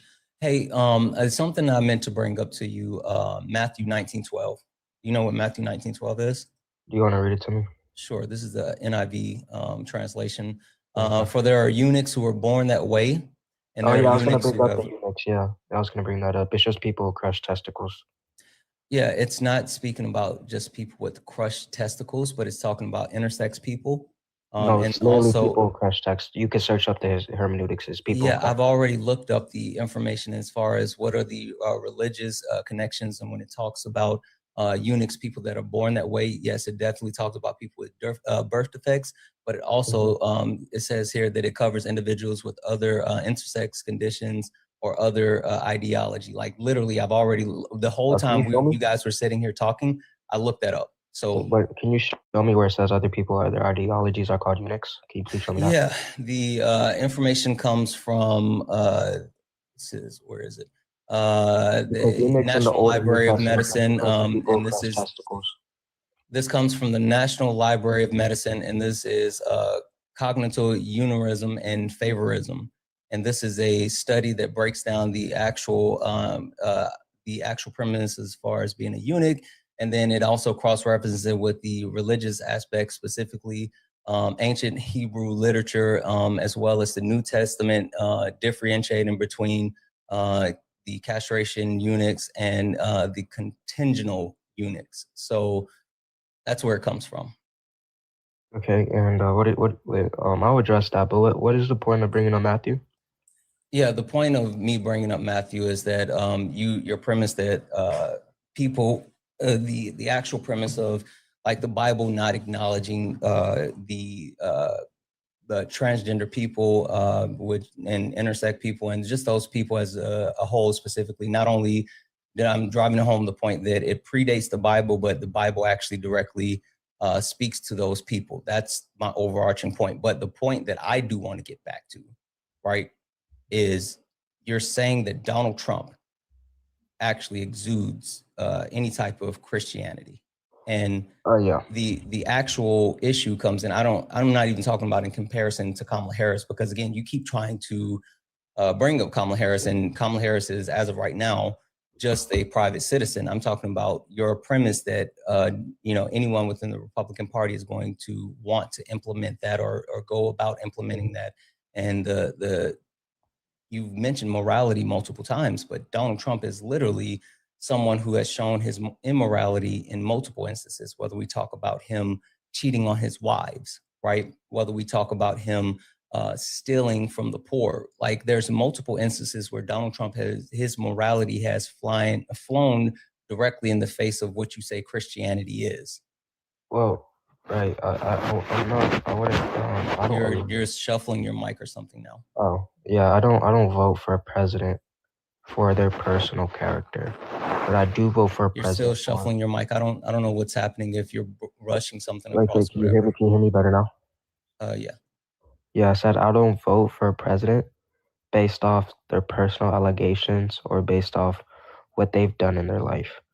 What I would vote for a president for is what they plan to promote and what they plan to do for America. Yeah, but see, and again, I'm not talking about the reason why you voted for Donald Trump or not voted for Donald Trump. Again, that's not the premise that I'm getting into. The premise that I want to address is the fact that you're sitting here saying that Donald Trump is someone who has these Christian values and this morality that you're speaking of, and the Republican Party as a whole would be those people that would institute your belief as far as Christian values. Now, I specifically targeted Donald Trump because of the actual, being the head of the snake.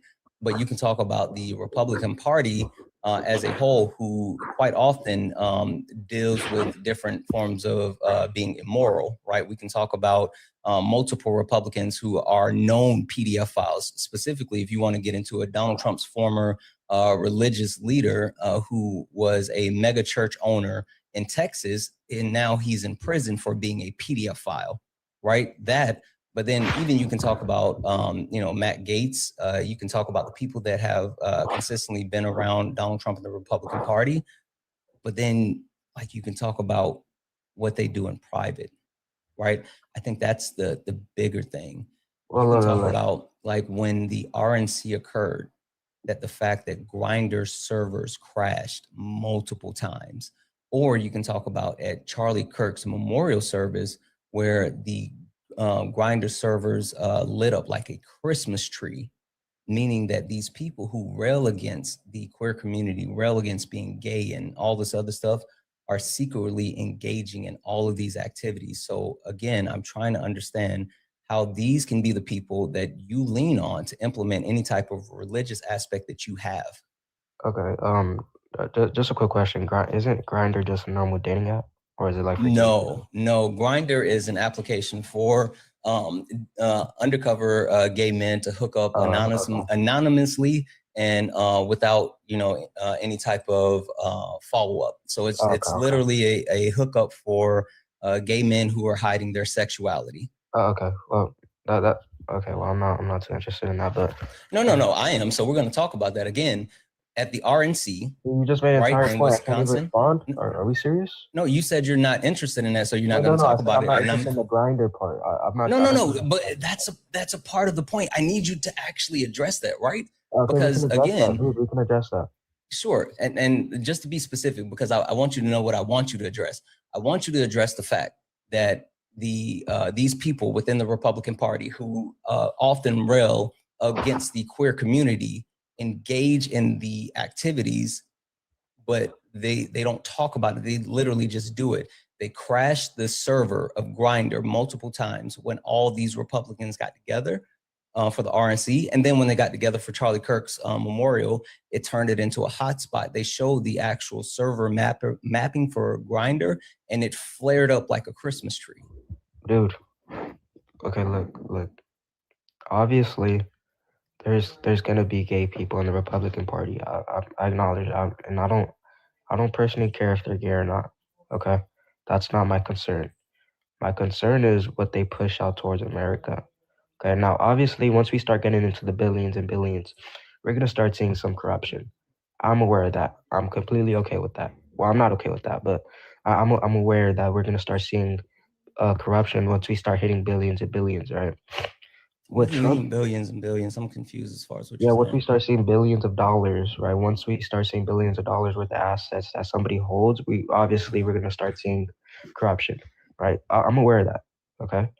The thing is, Donald Trump is way more realistic than the leftist party, right? Way more realistic than leftist party, right? And Trump, right? Regardless of what he does in his personal life, regardless of what he does outside of his chair, right? I'm not worried about what he does outside of his chair. Trump could be gay outside of his chair. That's not my concern. That's not my problem. What my problem is if Trump is gonna start promoting the LGBTQ in the chair. Now, once he starts doing that in the chair, now that's when, there's a problem. Once the Republican Party starts doing that in the chair, that's when it's a problem, right? But regardless if somebody's gay in their life or not, right? That's not my concern. My concern I think you missed is the whole point of the question. The question is not about whether the people are gay or not, like whether they're part of the queer community or not. The question is, how can you trust that these people that currently have power will implement any type of morality that aligns with what you want and the quote unquote Christian values when they actively engage in things that you deem to be non-Christian? Wait, so are you saying I shouldn't support them, even though they promote Christian values, but they don't enact Christian values? That's still not a valid reason to not support them. The point that I'm trying to make is, if it were you sitting here saying that, like, you are the one that's in charge of implementing these Christian values the United States government. That's a different conversation beyond the leaders and the people that you elect, and whether they actually, one, share your exact same values, and two, will actually act on those values, because they're not going to necessarily do things that may be detrimental to them. They may talk about it, but as far as implementing anything that would actually harm themselves, they're not going to do that. Why would they actually institute any type of policies that will directly disenfranchise them? And we do understand that, you know, people within the queer community is a marginalized group.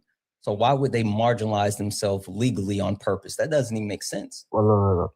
Right. The reason I know Trump is going to do what he says is because he has been doing it when it comes to not promoting transgender people, not promoting the LGBTQ, and not promoting obesity. Name one thing. Not promoting like abortion. Name one concrete thing that Donald Trump has done that has like been beneficial to Americans through his pursuit of you know, vilifying transgender people. Not something that you think like, oh, good thing he got them out of the army. Like, taking transgender people out of the army is overwhelmingly harmful, because it not only reduces, no, let me finish my sentence. Not only does it reduce capable people within the army, but it reduces the actual amount of our armed forces, right? And so name one thing that has tangible benefits, meaning we can actually directly look at it and correlate it and say, like, since Donald Trump implemented this policy related to, you know, the transgender community or the queer community, we've seen increases in, you know, the GDP. We've seen increases in this, or we've seen increases in that. One tangible connection. Well, I didn't vote for Trump because of his economical policy. I'm not talking about his economical policies. I use that.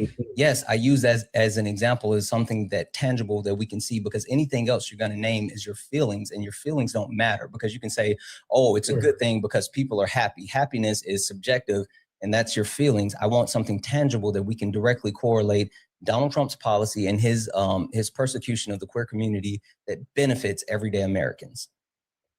Well, yeah, I can tell you. I think this has made women feel safer in their own space, right? Again, I'm about to tell you. I haven't even told you yet. Feelings. That's feelings. Wait, I haven't even told you, dude. I haven't even told you yet. Okay, then don't say you think that it makes them feel safe. Show me something that is proved that since Donald Trump has implemented the policies that he does against the queer community, that the confidence level of women in quote unquote women's spaces has increased. Yeah, Trump has he not stopped women from playing in has he not stopped transgender people from playing in women's sports and going into women's bathrooms? You're pivoting off of what I'm saying. I'm not saying what he has or has not done. I'm saying, show me something that proves that since Donald Trump has enacted these policies specifically targeting the queer community, that there has been a tangible benefit to Americans. Meaning, if your premise is that he's made women safer, right? If you're saying that he made women safer in these women's spaces, cool. Can you show me a study that has been completed where women overwhelmingly echo the same sentiments as you, any type of statistical measure proving that they are now safer or they feel safer since Donald Trump has implemented the policies? You know how, like I sat there and told you, like, oh, you know, people, the fact that Christians use the premise that, excuse me, the Christians use the premise that if you're gay, you're going to hell. And you're like, oh, not all Christians, da, da, da, da, da. And I directly went to, sorry, let me pull this back up. I went to the National Library of Medicine, and I cited the source, which was a complete study of gay men in connection with their families and the way that religion is used. And it's a cross study of that exact point that verifies that over 1,000 men have had that same premise pushed on them as far as them going to hell for being gay. So that's how you verify that. I need you to verify what you're saying. Yeah, number one, majority doesn't determine truth for that study you gave. So that doesn't determine truth. But I could get you something where it says a woman has felt safer because a man wasn't 2 inches away from them while they pee. Sure. I can show you a study. I will absolutely admit that the majority does not indicate that is the standard for every single person. But when you get a credible study, one of the reasons why when I started talking about this study, I mentioned the age range, the race/ethnicity, the employment history, the education level, the immigration status, like all of these different things, is because in any study, it's a sample set. And in order to have a proper sample set, you have to have proper representation of the actual whole, right? So even though this study does not speak for everyone, it gives a large enough sample set to say that this can be replicated throughout the country and replicated with higher numbers to give us what's indicative. So again, give me something like that. Yeah, I got you. But just to let you know, that study is irrelevant because it doesn't determine truth. It's absolutely irrelevant. It doesn't determine truth. It's not. It literally, you can sit here and say that it's irrelevant. Fine, give me something that proves that it's irrelevant, because this study gives a comprehensive breakdown of people. Sure. So it's called Tota Scriptura, right? So we don't just look at parts, right? We look at the whole. Are you giving me the Bible? Tota Scriptura, yeah, that it's the Bible as a whole. Yeah, I don't give a fuck about that. Again, now you're trying to actually give me an inference that the Bible doesn't support this. But I'm not talking about the Bible. I'm talking about the way that people have utilized the Bible. And literally, I made the point that Christians often tell people within the queer community that you're going to hell because you're gay. Like, I'm not saying the Bible specifically says that. I'm telling you that the people using the Bible are saying that. Okay, well, you can go ahead and go on mute and find me a source. I'm going to thank a couple of people while you do that. W's in the chat for Brandy. Brandy, thank you so much for sending a $1 donation saying, you know, you're getting cooked as a society when the most impressive part of their argument is they know how to pronounce Kamala's name correctly. You know what? You're right. And Brandy, I think that we've made it to the point where we've reduced the bar so much it's just like in hell. Pun intended. W's in the chat for Jocelyn, who sent the $1 donation saying, Trump is more realistic. The same guy who said windmills are making wells go a little batty. You know what? Fuck it. I didn't even home in on that thought as far as Donald Trump being realistic. Oh, we're about to talk about that shit for sure. Holy shit. I forgot about that. And W's in the chat for Tisha, who sent a $2 donation saying, dude is admitting that he has no principles. Nobody's actual character matters, only what they say. Exactly. That's my entire point. Unless you actually have something to substantiate it, then it's all just fifis. W's in the chat for Valerie for the $5 donation saying, as a woman, kindly ask this child to stop putting his appendages away and stop speaking for me and other women. Thanks. Exactly. Like, unless you can actually show me something that proves it, it's not a thing. Still reading off donos. You got to hold on. W's in the chat for Kaylala. Hey, Kaylala, who sent a $1 donation saying, as a woman, I feel less safe from cis men seeing what they have as a president held liable for rape and also has encouraged misogyny. As a woman, I feel as though we have taken a step back. You know what? I haven't even dove into the personal character of Donald Trump, in which, like, he's saying that he doesn't, you know, support people as far as like their personal aspect, in which I get it. I mean, I think that it's kind of hard to say that you expect a moral leader to actually implement morality, but that's why I've tried to focus on not just Donald Trump, but the Republican Party as a whole. But yeah, you're right. W's in the chat for Brittany for the $10 donation saying, as a woman, I'm sick of the excuse that trans issues are related to safety. I have never not once been made uncomfortable by a trans person, but I've been by cis men countless times and far worse. Statistically, I'm safer in a room with a trans person than I am with a pastor. Like, that's absolute facts. Like, literally, that's facts. W's in the chat for Roxy. Roxy sent a $1 donation saying, happy Monday. Thanks for keeping us locked in and entertained. Roxy, you absolutely know that. Thank you so much for that $1 dono. W's in the chat for Jared. Jared sent a $2 donation saying, thank you for letting me up. Kind of felt like initiation into the community. Well, I'm glad to hear that. I applaud you for your patience. Jared, I absolutely try. I do try. W's in the chat for Cousin Jesse. What up, Cousin Jesse? Who sent a $2 dono saying, what's up, Cuzzo? How were your holidays? It was good. I was recently impacted by tech layoffs and my role was eliminated. I'm job hunting for the moment. Please listen to listening to your live stream brings me joy and calm. Big dog, keep up the great work. Absolutely. Thank you so much for that $2 dono. Cousin Jesse, I'm sorry to hear that. And I'm really, really sorry that you have been impacted by that. Like that's where we are and that's how we stand. W's in the chat for that. And also W's in the chat for Jewel for the $5 donation saying, cupcakes, I feel safer with every trans person that I've been alone with. My first was that, ooh, I'm sorry to hear that. Christian conservative, holy smokes, they've been the one that has directly impacted you the most. Jewel, I'm really, really sorry to hear that, but thank you so much for that $5 donation. Guys, if anyone else would like to support the live, you can do so. Cash App, PayPal, Venmo, pay links in the link tree in the bio. Santana Speaks For You. Santana Speaks For You is the best way to support the live. Everything's accepted, anything's appreciated. If you're over on YouTube, you can send a super chat and I will read that out, guys. Continue to tap the screen. Let's go ahead and get the likes up to 200,000 likes. Also, if you look up at the top and you see the word follow, that means you're not following me. Go ahead and hit that follow button. Hit that follow button. We're driving to 80,000 followers. So go ahead and hit that follow button and make sure you follow that backup account. All right. So Trophy, you have had ample time. Do you have one piece of empirical data that shows that women feel safer through the implementation of Donald Trump's policies towards the queer community versus where they felt before?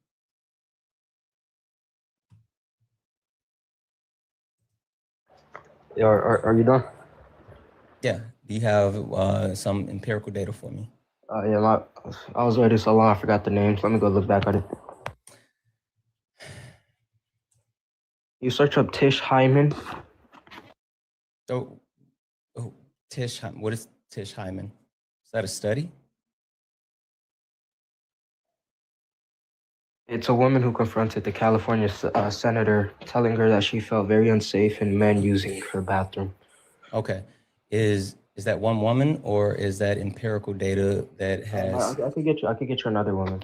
Yeah, no, come back, Trophy, come back into the app. I need you to hear me and I need to know that you understand what's happening. Come back. I don't want one woman saying that I feel safer. I don't want that. I have no interest in individual statements, individual people. I have no interest in that. What I need is something that proves a study and no, come back in. I need you to hear me and I need to know that you're listening and not trying to do other stuff. I need some source of empirical data that proves since Donald Trump has implemented these policies impacting the queer community, that there has been an overall rise in confidence within women in their safety. That's what I need. And so this can't be one or two women. This has to be some type of study. Again, I gave you the example of the study when it came to Christians telling gay men that they were going to hell for being gay. And that's over 1,000 people that were actually used for test subjects. You would agree that safety is a feeling, right? Yes. Is there any way to empirically identify feelings? There's a way to actually get enough people and get a sample set to justify the feelings. Yes, you can absolutely complete a study based off of people's feelings. You can absolutely find a study that is verifiable of people feelings. Yes, like literally that's how polling works. You do understand that like people in the political process, they do polling based off of the way that people are feeling towards candidates. Well, they say how they're feeling. There's no empirical data to evidify feelings because feelings aren't physical. Okay, that's fine. That's fine. I need you to show me something where overall safety has increased for women due to Donald Trump implementing these policies that affect the queer community. Well, once again, you just said safety is a feeling. You want me to give you a study? No, I'm not talking about the feelings anymore. I'm saying safety, actual safety. So when I say safety, so how about this, right? Do you know who is the biggest holder, producer, and also the culprit for when it comes to touching kids? Like you want me to give you like a race group? Like what do you want? Mm-hmm. Dude, I like why do you guys love to do this? I'm trying to help you with your example, but answer the question. Do you know? Let me guess. It's white people, huh? No, not white people. White men. White men specifically. White men are the overwhelming holders, producers, and the people that touch Are white men children. people? Are men And people? I'm sorry? Are men people? No, but I mean, saying Oh, that they're it's not white people? people and saying that it's white people actually gives an inference that like, oh, it's overwhelmingly white women as well. No, no, no. It's overwhelmingly white men. I like to be really specific with the point that I'm getting across. And so Men are saying people, that are white not. people, saying white people overall, that's, general. I want to be specific. It's white men.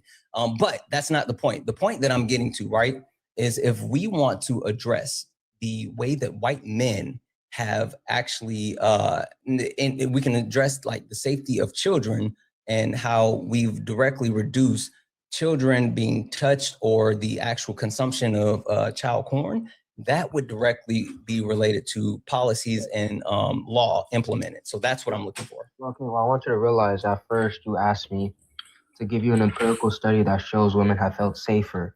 Right. And then you couldn't get there, and because you're like safety, you couldn't get there because you're saying like safety is directly connected to like feelings and blah blah. And I said, okay, even though I'm willing to, like, we know for a fact that you can actually verify feelings, and so I tried to give you an exit on the off ramp. I mean, I can go back to feelings. But can you empirically prove feelings? No, but what you can do is quantify it, bub. Wait, so can you not quantify feelings? By quantify, if you just mean measure feelings, do physical measures? No, it's impossible. That's a category error. So see, this is what's happening right now, Trophy. You're trying to feel, bro, me. Bro, but you can't. Hold on, listen for a second. Listen for a second. Listen for a second. Anytime you guys just say I'm saying something different. You're starting to crash, and I don't want you to crash because you've done such a good job so far. You've hit a brick wall, and I understand that wall, right? I get it. I get it. You're cornered because you can't find something that verifies what you're saying. You can absolutely find something that quantifies feelings because, again, a lot of studies are predicated on feelings. I gave you a specific example. Polling, when it comes to electoral politics, is based off of feelings. The way that people. The question. Are you going to let me finish my sentence? Yeah, go ahead. The way that people feel towards a candidate directly is related to how they poll and whether they are able to or want to vote for candidates. It's feelings. This is how you quantify their feelings. So you can find something that quantifies people's feelings. I just want you. I was trying to show you that your first question made no sense. You asked me for empirical data that shows feelings. I told you that's impossible, but I can get you people that say they felt unsafe. And you said, I want a study that can empirically show feelings. I'm showing you that that's impossible because there's no physical measure since feelings aren't physical. Now, you can rephrase the question. You can say, can you give me empirical data where many women have said that this has made them feel comfortable, right? And they felt unsafe. Or I could get you a study that where women have said that. Then go get that. Okay, go get that one, Trophy. Will you at least acknowledge that your first question was phrased? No, I won't, because you're trying to fill bro me into, saying that I'm saying something different. I'm not saying something different. You literally are looking for some type of win, and you're not going to get it. I don't give a shit about the actual phrasing. I want the substance behind what I'm looking for, which the substance behind what I'm looking for is something to prove your point that women feel safer because of Donald Trump's policies that he implemented. I don't give a shit how you phrase it. You can say, give me a study that shows women feel happier now that Trump has implemented these policies. Give me a study that proves that women now feel more exuberant since Trump put these policies. I don't give a shit. I don't give a shit about the phrasing. I just want the actual study. Go get the study. Go get the information. Go get the data. That's what I care about. What you're asking me is impossible. Go get whatever you have then, and we'll look at it. No more talky. Go get it, and then we'll talk about it once you have it.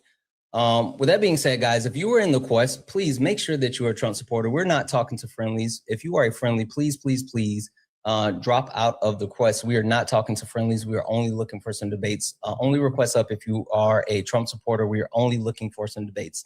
W's in the chat for Dino, who sent a $10 donation, saying it makes no sense that these people are so obsessed with bathrooms having genders. Bathrooms literally does nothing. It's just a waste of space. Why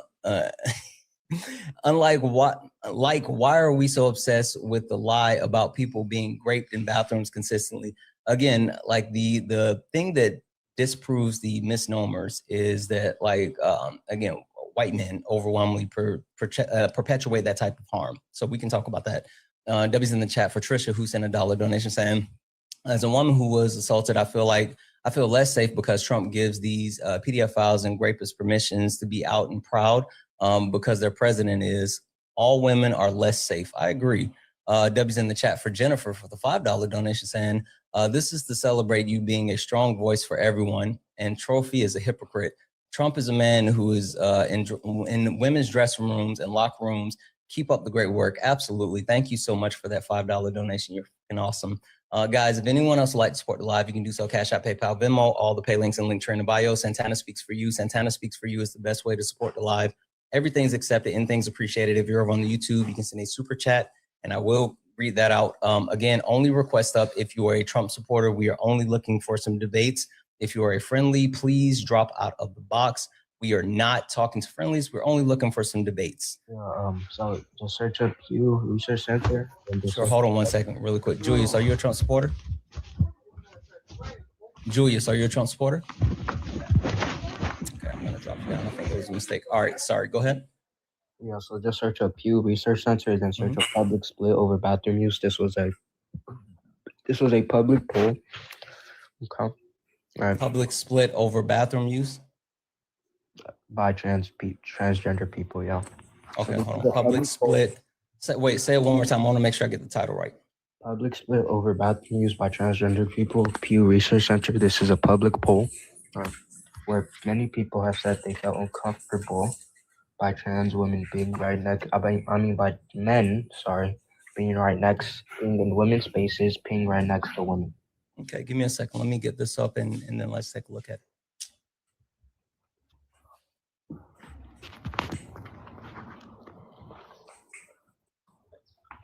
Boy, Santana, if you have a daughter, would Stop it. Stop it. Stop it. Stop it. Stop it. Stop it. Stop it. Just to make sure. Nope. Just to make sure I have this title correct. The Pew Research Center, and the title is Public Split Over Bathroom Use by Transgender People. Is that accurate? Yes. Okay. Okay. All right. So I need you to go on mute. I need you to go on mute just for a second. Chat. The first thing I did was pull up this article, or not article, I'm sorry, the study. Does anyone want to take a guess at what the issue is with this study? Anyone want to take a guess what the issue is with this Pew Research Center study that he gave me? I'm glad you're swiping back out to take a look at it, because the point that we are trying to get to is show me something that people feel more safe or safety has increased due to Donald Trump implementing these policies towards the queer community. Yeah. No, to be clear, I haven't. Oh, I saw someone said it. To be clear, I haven't even looked at it yet. But the first thing that I noticed, come back for me, Trophy. I need you to hear this one. I need to know that you know that I'm telling you this. I need you to look me in my eyes when I tell you this. This is from September the 28th, 2016. When did Donald Trump implement these policies towards the queer community? Wait, which one are you talking about? The NCAA, or are you talking about?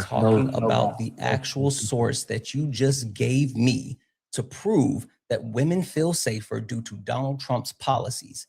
This source that you just gave me to prove that people feel safer due to Donald Trump's policies is from September the 28th of 2016, not only before Donald Trump actually implemented these policies, but before Donald Trump was president for the first term.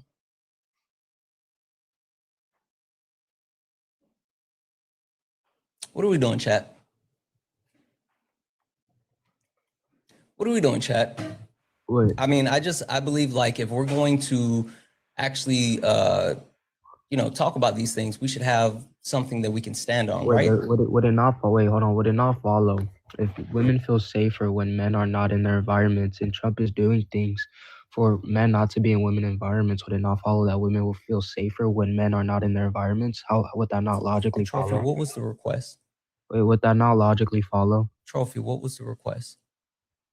You requested me to show you how trans men, not trans men, how men, right, being in women's spaces affects them directly. No, I didn't. And now you're lying. You're literally, you're Is not that even, not you're the not even nature of the trying to claim? actually spin. You're literally just lying. I Wait, never said that. is that not the nature of the claim, Santana? Trophy. Tell me what was my request.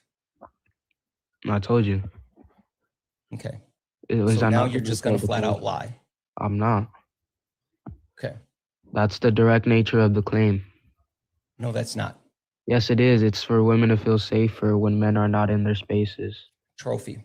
If I'm sitting here saying, show me proof that there has been change in a positive direction as far as the confidence in women since Donald Trump has implemented these policies. I tried showing you multiple NCAA. No, you tried to tell me about. about individual experiences. The point that I Does have not made, matter. let me finish because now you're lying because I want to make sure that we are very clear. I haven't skipped a beat as far as my request. I need to be super clear with this. The request has been to give me something to show that Donald Trump's policies towards the queer community has had a tangible benefit. That's the point. And if you give me something that predates not only Donald Trump's implementation of said policies, but predates Donald Trump's first administration, then it does not fulfill the request. You are not giving me what you're being disingenuous. You're being disingenuous at this point. Like at this point, you gotta give up. You gotta give up the game. You gotta give up the game. Like at this point, you have nothing, bro. Wait, did I not give you the study of the NCAA? No, you didn't give me any NCAA study. Sure. Okay, what's the second one was a study, and what's the study? What's the study? The NCAA study. Hold on, I have to go back and look at it. Hold on. They never have shit, chat. Absolutely never have shit. W's in the chat for Athena for the $5 donation saying, tell him a quick Google search to see, tell him to do a quick Google search to see how many trans people have essayed versus how many pastors have essayed convictions. Like, yeah, we haven't even gotten into that. Like, guys, we've been so bogged down with him trying to prove something that he can't prove. Like, we haven't even gotten into anything else. Like, it's wild where we've been stuck, but this is where we are.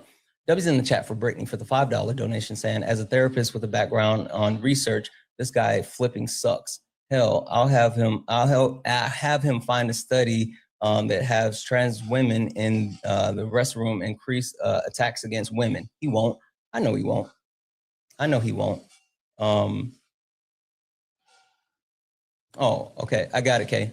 W's in the chat for Brittany. W's in the chat for Stacy for the $5 donation saying, why are these people obsessed with genitals? It's because they have hidden agendas and they're oppressing themselves. That's the problem. They're really trying to run from who they are. Anyway, do they separate bathrooms in their homes? OMG, thank you for your work in schooling these fools. Absolutely, I absolutely appreciate you. W's in the chat for Shannon for the $5 donation saying, as an aging woman and because of these policies, I had to get a roommate. I specifically searched for a trans woman, no female drama, no male threats. Best decision I ever made. I can absolutely get behind that. W's in the chat for Marie for the $1.11 donation saying, as my boomer dad says, a man that wants to essay doesn't want to dress as a woman, he would just do it.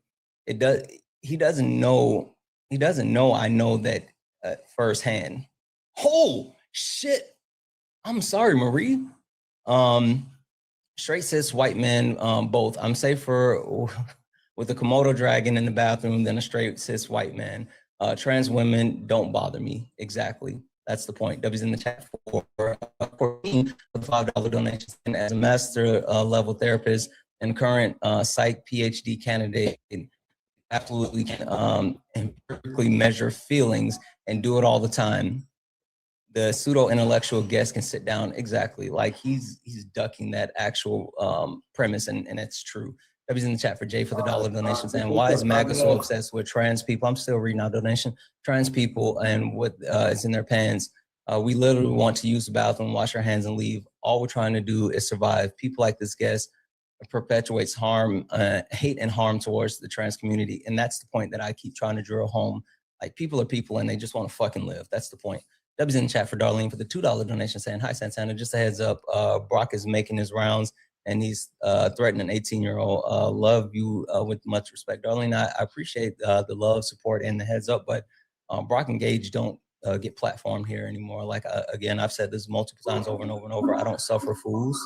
And if you're someone, not the toilet flushing, if you're someone who continues to run around this app and perpetuate like stupidity, I have no interest in you. W's in the chat for Kat for the $10 donation saying, I feel safer in the bathroom with trans people, not the others. Exactly, Kat. W's in the chat for April for the $5 donation and didn't say anything, just sent some love. I appreciate you, April. W's in the chat for Smoothie for the $1.99 super chat to say, Trump voters actually said, do you have a daughter? A Trump voter actually said, do you have a daughter? Who said that? When they said, yeah, I don't know. And W's in the chat for Michael for the $4.99 super chat. Say, guest says Trump makes women feel safer. It's hysterical since Trump literally made women feel unsafe and exploited. MAGA are lost. Yeah, they are. Guys, if anyone else would like to support the live, you can do so. Cash App, PayPal, Venmo, pay links in the link tree in the bio. Santana Speaks for You is the best way to support the live. Everything is accepted. Anything is appreciated. If you're over on the YouTube, you can send a super chat. I will read that. I'll keep tapping the screen, guys. Let's get the likes up to 300,000 likes. Also, make sure that you hit that follow button. If you enjoy these debates, if you enjoy my content, my lives, make sure you hit that follow button so you don't miss it when I go live. Turn on your notifications, and also make sure you follow the backup account. All right, you said you had to look up that NAACP study. No, the study I gave you wasn't for the AA. You're far away. I can't hear you. The study I gave wasn't for the double. You're still far away. I can't hear you. The study I gave wasn't for the double NCAA. Yes, you said that you were going to give me the study for the NAACP. You said you had to go back and get the title. I misspoke. I gave you another study.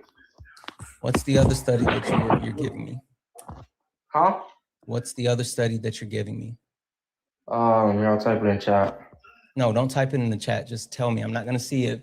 There's like almost 2,000 people. Just tell me what's the name of it. Just like you gave me the information for the Pew Research. You told me that. Just tell me this. It was called PubMed, and then search up 290. Wait, it's called what? PubMed. PubMed? Yeah, 290. 58536. 290 5856. So you said PubMed 290 5856. If that's what I told you, yeah.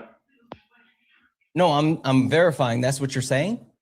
You said if that's what I told you, yeah. No, I'm saying, is that what you're verifying, bub?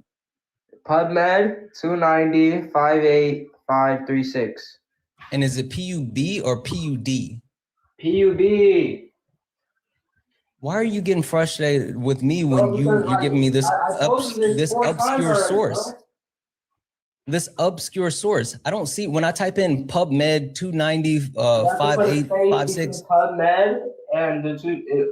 Again, you're one. I don't know what the fuck is going on. You're far away. I don't know if you think that you're on. Listen, Trophy. Again, you're crashing because you have shit all. You're grasping at straws, and now you're losing it because I'm holding your feet to the fire. I'm telling you, I don't know if you think that you're on Bluetooth or what.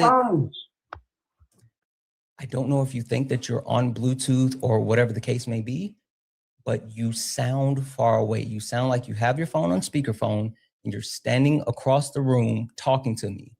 So if you think that you're on Bluetooth, can you check your headset or can you come closer to your phone? Bro. Okay. So what am I supposed to be looking for? Because when I type in PubMed, I'm when I type in PubMed, search it up. I told you 5 times, and I typed it in chat. Just search it up. When I type in PubMed 290 5856, There's multiple things to come up. So what am I supposed to be clicking on? 290, 58536. That is the number of the study. That's The study where? Yeah. For what? On what site? PubMed, bro. Bro. Hey, you doing this on purpose. You doing this on purpose, bro. Okay, don't worry about it. Listen, just stop. I'm going to mute you and I'm going to show you. All right, this is what I see when I type that in. I want you to actually know what I'm seeing. All right. So I type that in. All right. And this is what I see. So I'm saying, what site am I clicking on? What link am I clicking on? What am I looking for? I'll be patient. Search up PubMed alone, okay? PubMed. Just search up PubMed alone. You told me what to search, and this is what came up. Now I need you to tell me what to click on. Obviously, you don't know how to fucking read, so just search up PubMed alone and then type in the numbers on the website. What's the numbers? What's the numbers? Say the numbers again. You have it typed right, bro. Okay, yeah. So I have it typed right because the chat's saying it's missing the 3. 290. So are you saying it's right, or am I missing the 3? The numbers are 290, 58536. 536. That's what I've been saying the entire time. That's why I keep trying to confirm it with you, dumbass. I shouldn't say that. It's fucking ableist. Sorry. All right. So which one are we clicking on now? What? We're clicking on the first one. Is that what you're saying? Reactions to transgender women in public. Yeah, someone. Okay. Also, stop flushing the toilet. Go on mute if you're gonna take a shit. I'm cleaning my bathroom, bro. You know I didn't mean to do that, Swan. I didn't mean to hit the that request. Sorry, Swan. All right, let me know when you're at the study. So let's see here. This is reactions to transgender women and men in public restrooms, correlation and gender differences. Now this is let's see. This is an overview, right? This is from. Are you at the study yet? When was the study completed? Do you want to look? I think 2024. In the 20s. Go back and look at it again. It's in the 20s. I'm pretty sure. Go back and look at it again. You want to tell me? No, I want you to go look at it yourself. Just tell me. No. Go back and look at it yourself. Dude, I'll take your word. Just tell me.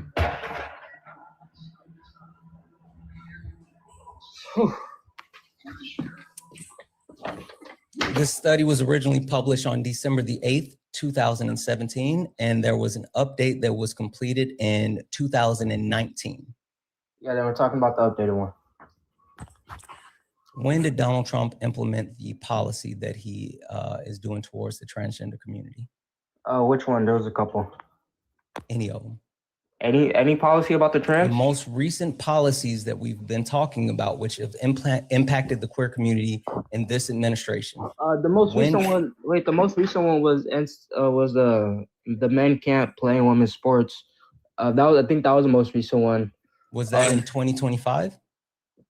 No, I think it was before 2025. Wait, so he implemented something before he was in office? Well, no. I think it was in the works in 2024, and I think then. When did he implement it? Like what? Mid, early, late 2025. Yeah. Okay. Which one is more recent? What are you talking? Him putting in the policy in 2025? Or this actual source that you're giving me that was done in 2017 and updated in 2019? Well, Trump has been putting policies for the trans. It's not something just new. Answer the question. I did. You did not answer the question, because the answer to the question is either 2025 or 2019, and you didn't say either one of those. What did you say? Wait, repeat what you said. The question is, which one is more recent? Donald Trump implementing these policies in 2025, or the study that was last updated in 2019?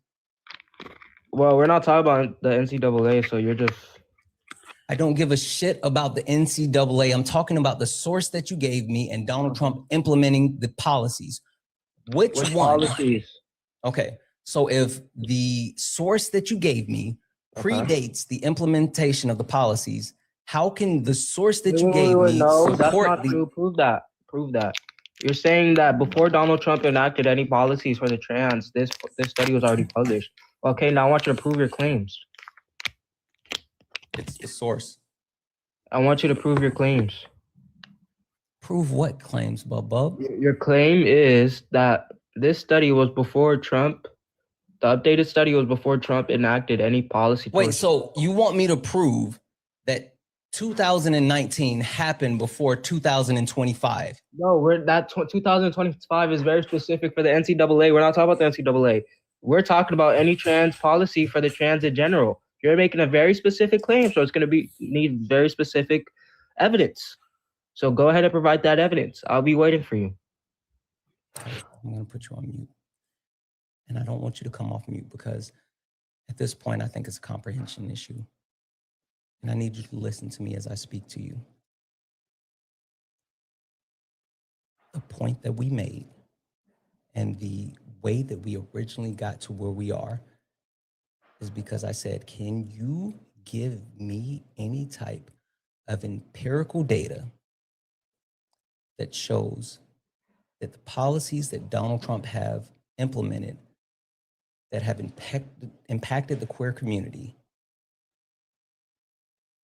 this administration has been beneficial to women's safety, right? And then you went on to talk about how safety is a feeling and we can't quantify feelings and blah, blah, blah, blah, blah, blah, right? And that's the rabbit hole that we've been going down. Mm-hmm. The point that you have been trying to prove, and this is why the source that you gave me from Pew Research was not a valid source. It's the same reason why this is not a valid source. If Donald Trump implemented these policies in this current administration, then the source, in order to prove your point, the increased safety, because you were saying they're safer with men not being in women's spaces. That was what you were saying. Yeah, they're safer with men not. This doesn't require you chiming in because obviously you're missing it, and so I'm trying to have patience and explain this to you. If your point that you're trying to verify is that women feel safer because of the policies that Donald Trump implemented in 2025, you can't give me a source that predates the implementation of the policies. You keep trying to say, oh, it's about NCAA. Like, I never mentioned NCAA.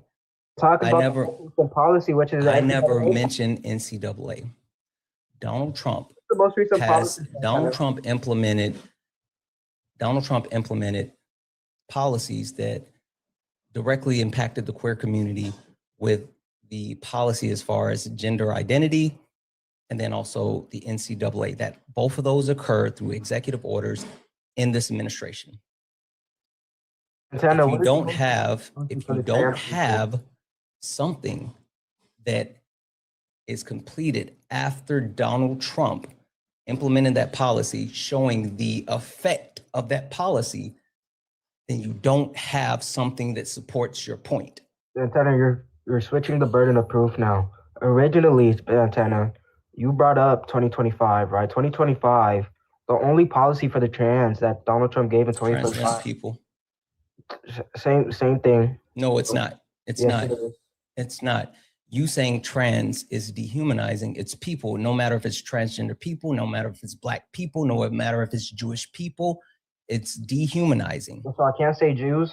Are you saying it's wrong? No, you cannot say Jews. You have to say Jewish people. Wait, so even if I'm Jewish, I don't can't give say a Jews? shit about you trying to run from what you know you haven't done. You've been thoroughly fucking dog walked, and now you're grasping for dog straws. walked by a No, 300-pound shut man. up. Shut up. I'm tired of you now. Because at this point, I've given you all the grace that I gotta had. calm down. I gave you all the grace that I had, and now you get no more. At this point, you need to verify your claim with actual evidence, or you have to give up your claim. I don't give a shit which one. Either you verify your claim with actual information that supports your claim, or you give it up. It's one of the two. It's in the burden, buddy. I'm not shifting shit. Don't come off mute until you have that. I'm going to thank a couple of people. W's in the chat for MAGA cries for the $2 donation saying, I would leave my kids with transgender people, a person before I would leave them with a Christian. Absolutely. Like not even doubting it. W's in the chat for Roxy, who sent the $1 donation for the website. Oh, it's an amazing website highlighting true predators. It's www.who'smakingthenews.com. I'm going to have to check that out. Thank you so much for the $1 donation, Roxy. W's in the chat for April for the $5 donation saying, DJT said in an interview in 2015 that Caitlyn Jenner could use any bathroom she wanted. Yeah, Donald Trump has flip-flopped on the stance with transgender people the entire time because he doesn't care. He actually just cares what his base is saying in the moment. W's in the chat for Sheila for the $5 donation saying, I was fine when a man walked in a bathroom that I was in. I was fine. Yeah, I mean, like the focus on bathrooms are super weird. It's because they don't have anything. Danielle, thank you so much for the $5 donation saying, all the toilet flushing, guess it's fitting. This guy is full of crap. Anyways, keep doing good work, Santana. You're amazing. Thank you so much for the $5. I really appreciate you. W's in the chat for Bree for the $3 donation saying, it's nouns versus adjectives. Using adjectives as a noun to refer to people is dehumanizing. I don't know how this is hard for them. A lot of stuff is hard for them. Holy fucking shit. Holy fucking shit. Shut up. W's in the chat for John. John sent a $100 donation. Holy fucking shit. Massive W's in the chat for John, who sent a $100 donation saying, I like to offer a palate cleanser when you're ready and a gift, but I want to pay you for your time. I'll keep it under 5 minutes. We can squash the beef I have and maybe offer a correction. My TikTok name is Ray Spikes. Much appreciated. Well, first and foremost, John, thank you for the $100 donation, but like, I don't take donations to bring people up. So if it's contingent on you coming up, then I'll definitely send this back to you. I don't take donations to have people up, but if you're a Trump supporter, you're more than welcome to come up. You don't have to send a donation to come up, but also I literally don't do like pay to play situation. So I appreciate it. But if you are not a Trump supporter, and you want to come up, I would have to send that back.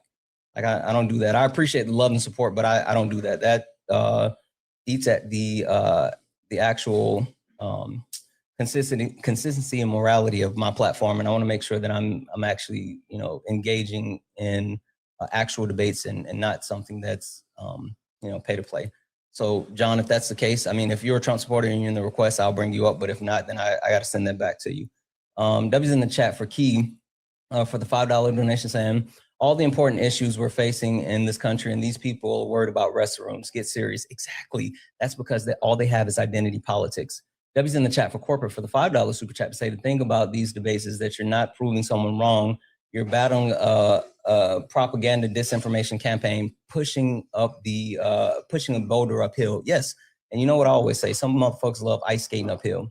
W's in the chat for Willow for the $4.99 super chat to say, just dawned on me that not one maggot woman complains about trans bathroom issues, always maggot men. Yeah, unless it's Nancy Mace, but she's a fucking weirdo.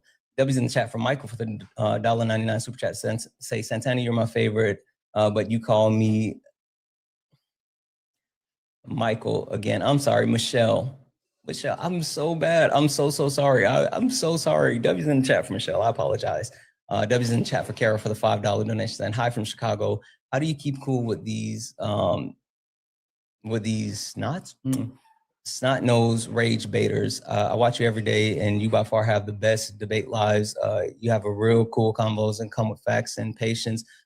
Much respect. Yeah, I try to honestly, I want to get to the human aspect of it. I think we're all people at the end of the day. I think a lot of times we have more in common than we have different. And I think it's important to highlight the difference in positions and things like that. And so I think it's really important to make sure that we do what's right. So there we are. But W's in the chat, guys. If anyone else would like to support the live, you can do so. Cash App, PayPal, Venmo, all the pay links and links are in the bio. Santana Speaks For You. Santana Speaks For You is the best way to support the live. Everything's accepted. Anything's appreciated. If you're on YouTube, you can send a super chat and I will read that out, guys. Keep tapping the screen. Let's go ahead and get the likes up to 300,000 likes again. We are currently driving to 80,000 followers. So if you look up at the top and you see the word follow, that means you're not following me. Hit that follow button. Hit that follow button. All right, Trophy. You have plenty of time. Do you have an actual source that is post-Trump implementing his policies in 2025 that substantiates your claim that women are more safe now than with the Trump administration implementing these policies? You're disingenuous as hell. I don't want to speak to somebody like you anymore. Oh, poo-poo, you're crying about it now because you lost? Listen, all you got, you know what's funny though, Trophy? Like you and I have been up here doing this dance for a while, and you finally got to the point where you realized that you lost.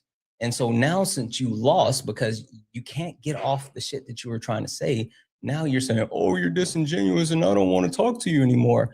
Well, the fact of the matter is that if you're going to make a claim, then you should be able to substantiate your claim.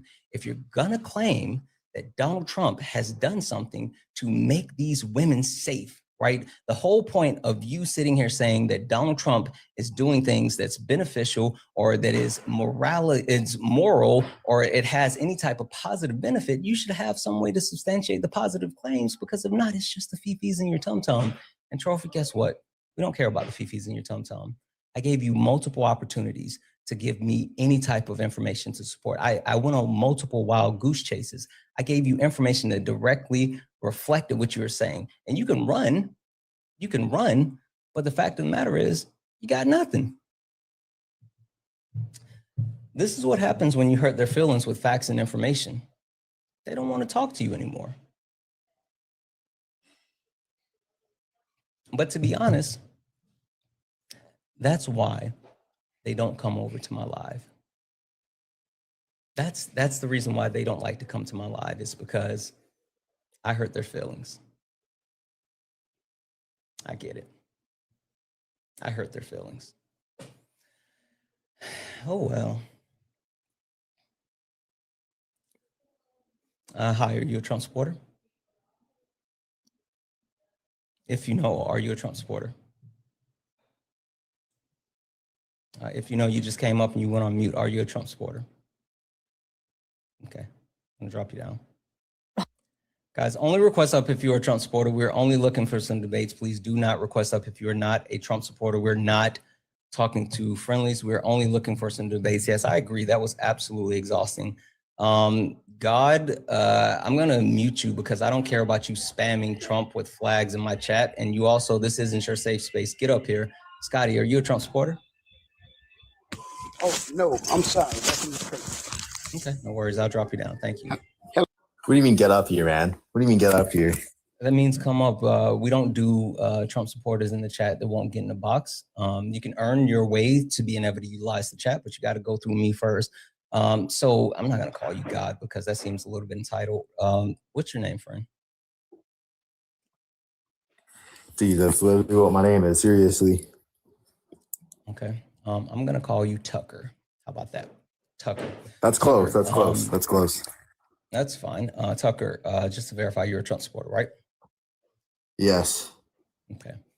Tucker, how can you still support Donald Trump today, understanding that he is overwhelmingly not only harmful to everyday Americans, but he's literally warmongering across the globe? Like, how do you feel? He's not, though. He's not doing that. Okay. No. So what do you call not only the actions that occurred in Venezuela? I mean, we can put that in a silo, but what do you call him threatening Colombia, threatening the current president of Venezuela, who is the VP, threatening the president of Colombia, threatening to annex Greenland, threatening Cuba? Did he use those words exactly? Did he say that word exactly? Did he say that I'm threatening? Annex. Oh, no. He said we want Cuba. I'm sorry. He said we want Greenland. We're going to get Greenland. He said we're going to get Greenland. Mm-hmm. And if the Denmark has already said that, one, Greenland isn't for sale. So if you can't buy something, how can you get that something if you can't buy it? Anything is for sale, man. Anything. No, it's not. They literally said it's not for sale. So if it's not for sale, I hear you. I hear what you're saying. And what I'm telling you is that the government has been clear on their stance, and the prime minister actually double and triple down on it yesterday and told Donald Trump to stop threatening them because Greenland isn't for sale and he can't have it. So my question is, keep it really simple, Tucker. If you have a bike, right? And I come up to you and say, hey, Tucker, that's a cool bike. Can I buy that bike from you? And you say, no, bike isn't for sale.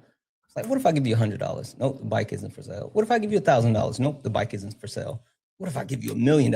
Nope, the bike isn't for sale. And then I say, fuck you, Tucker. And then like roundhouse kick you in the back of your head. And then I get the bike and I walk away. What did I do? You made several fair offers and I didn't take any of them, and I lost my bike. How did you lose your bike? What did I do? I didn't say you roundhouse kicked me, you said? Yeah, but and then what did I do after the roundhouse kick? You took it. There we go. There we go. So if Donald Trump is being told after multiple attempts to stating that he wanted to buy Greenland and they've said no, what other alternative does he have to obtain Greenland? Like, how would he get it? Certain maneuvers. Yeah, he would roundhouse kick Denmark for Greenland. He would steal Greenland. So again, him annexing Greenland is a threat that he's levied against Greenland. So again, going back to my original point. I don't think you'd have to, it wouldn't necessarily be violence though. You could put economic pressure on them. Going back to my point. All right. Donald Trump has been warmongering across the globe in his position with multiple countries. How do we still support that? He's not warmongering. I just gave you multiple examples of him saber rattling at other countries. Well, I wouldn't say that bike example wasn't very No, the bike example was for you. That was literally a Johnny has two apples situation. I wanted to break it down Barney style so you could get it, but like that's not the example. Like that was just me trying to make it so you could understand it. Yeah, but that's not the way to understand it though. That's not the frame you should be approaching it out as though. Yeah, well, most Trump supporters don't have the either the intellectual honesty or like the intellectual capability of understanding certain things, and so I have to like spoon feed it in order to get through a conversation. And so I'm just trying to like, here comes the airplane. Open your mouth, Tucker. I just airplaned it for you. So anyway, Donald Trump is saber rattling across the board, across the globe, and more inflammatory language. Yeah, I'm not supporting that. I'm supporting the military strikes against narco T groups and their government supporting them. I'm not supporting anything like that. So how do you feel about Donald Trump and again, his emphasis on the other countries and threatening those other countries? And if you support what you think is justified within Venezuela, cool. I'm not even necessarily disputing that. How do you get behind him after his engagement with Venezuela, now specifically trying to exert pressure on other countries? What other countries? I just gave you the other countries. Please, hey, listen. Like Colombia, etc. Serious point right here. Like I don't want to be disingenuous, and so there's literally no point in us doing this if you're gonna try to like drag everything down and not actually engage in any of it. I'm engaging. It doesn't seem like it. It seems like you're trying to drag it through the mud because you know that like you don't have a point, and if you don't, that's fine. Like we can move on to something else. But I refuse to keep like repeating the point that I've already stated. So you sitting here saying what other countries is super disingenuous. I heard Colombia, those countries and those kind of related areas. Yes. Yeah. If you don't care about it, just say you don't care about it. But like, oh no, I do, because they're also involved in the flood of, narcos. Okay, so your premise is that you feel justification because you want to keep D-Rugs from entering the country. Is that accurate? From them, yes. Okay, all right. Do you think that Donald Trump or our government as a whole has a like a mandate to do what's best to keep United States citizens safe from D-Rugs?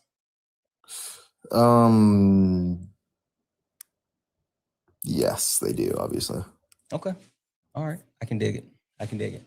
And so your premise is Donald Trump engaging in these actual actions is furthering the need to protect American citizens from D-Rugs, and so it's justified. That's your premise. Sorry, I didn't get the last part of that.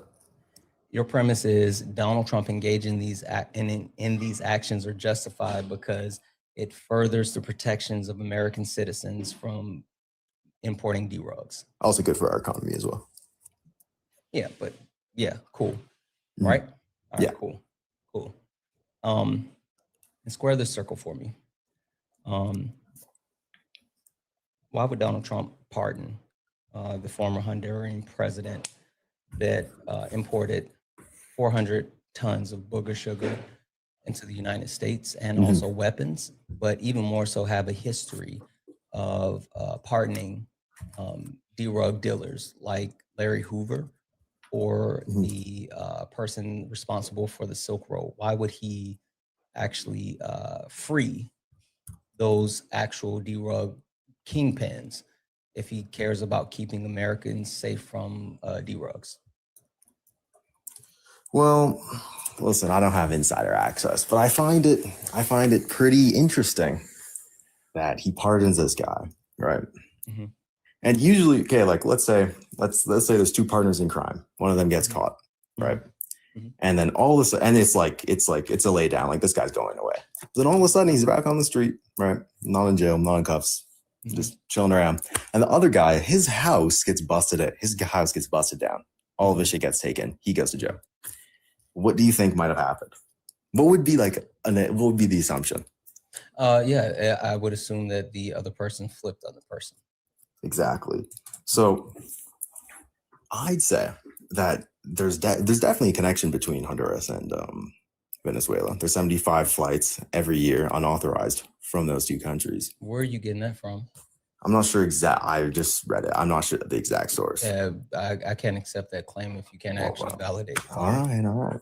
I can get it, but okay, you can go get it, or we have to dismiss it. We don't need to do that. We don't need to do that. Occam's razor, then. So that point that you just made doesn't exist anymore. Oh my god! You really want to you want to do like Dr. Google here, dude? No, I don't. But I don't want us to say things that I'm like a bit of a stickler when people like say things that they can't prove, right? Specifically with numbers. Normally it's me. Sometimes people come up and they use these grandioso numbers and they can't validate these numbers, and I have such a huge problem with it. But the bigger point is, like, if it's something that you can't substantiate, then you shouldn't use that as a part of your argument. Mm-hmm.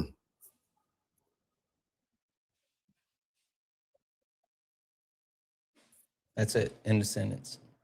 Okay. But using what I said before that, do you think it's completely out of the question that he could have flipped on him? Yeah, I don't think it's out of the realm of possibility. The only issue with you saying that he flipped on him is that Donald Trump has been in pursuance of Nicolas Maduro since his first administration. The president of Honduras was arrested and detained under the Biden administration. So, like, how can you flip on someone if you've had it out for that person prior to the person being put in charge? It's not like the president of Honduras was locked up and then given his freedom, and then all of a sudden Donald Trump charged Nicolas Maduro after that and said, oh, he's actually the one that has all this other stuff. Like, no, that doesn't happen. So it's kind there could have been motivating factors other than those certain things, because we obviously know the oil there. And it's definitely about the oil. And I'm pretty sure. I'm 100% sure it's about the oil. I think that's a part of it, but also I'm pretty sure they actually had an alliance as well, or they were like working together on something. Okay, but what does that have to do with it? You can't flip on someone if someone is already have like charges against them. It's not like new charges came out or more evidence or anything like that. No. Who has the charges already against them, you're saying? Donald Trump issued those charges under his first administration against Nicolas Maduro. Okay. And Hernandez wasn't in custody, you're saying? Correct. He didn't get retained until... okay, so he issued charges, but he wasn't in custody, right? Right. But do you know why? I actually don't. So the reason being is because the Biden administration sealed the warrant for Maduro's arrest because the warrant had been issued by Donald Trump and his administration, but yet it was an active investigation and no ICC warrant had been issued. And so since there were no ICC warrants and they still were going through an active investigation, there was a need to allow international law to play out before fulfilling that actual warrant. And so when Donald Trump got back in power, he made the decision to actually unseal the warrant. Mm-hmm. So you could argue that he unsealed the warrant just to pardon him then. To pardon who? No, we're talking about Nicolas Maduro. We're not talking about the... Oh, okay. No, we're not talking about the former president of Honduras. All right.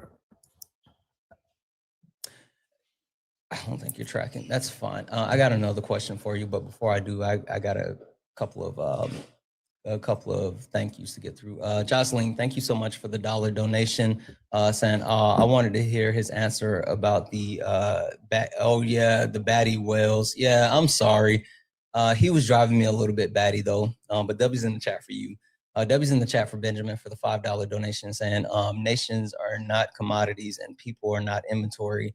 Thinking otherwise is precisely how slavery, colonism, and imperial empires were rationalized. That's absolutely true. W's in the chat for MAGA cries for this $2 donation. And damn it, Santana, stop making these clowns bring actual evidence. You know, it hurts their feelings. You know what? You're absolutely right. You're absolutely right.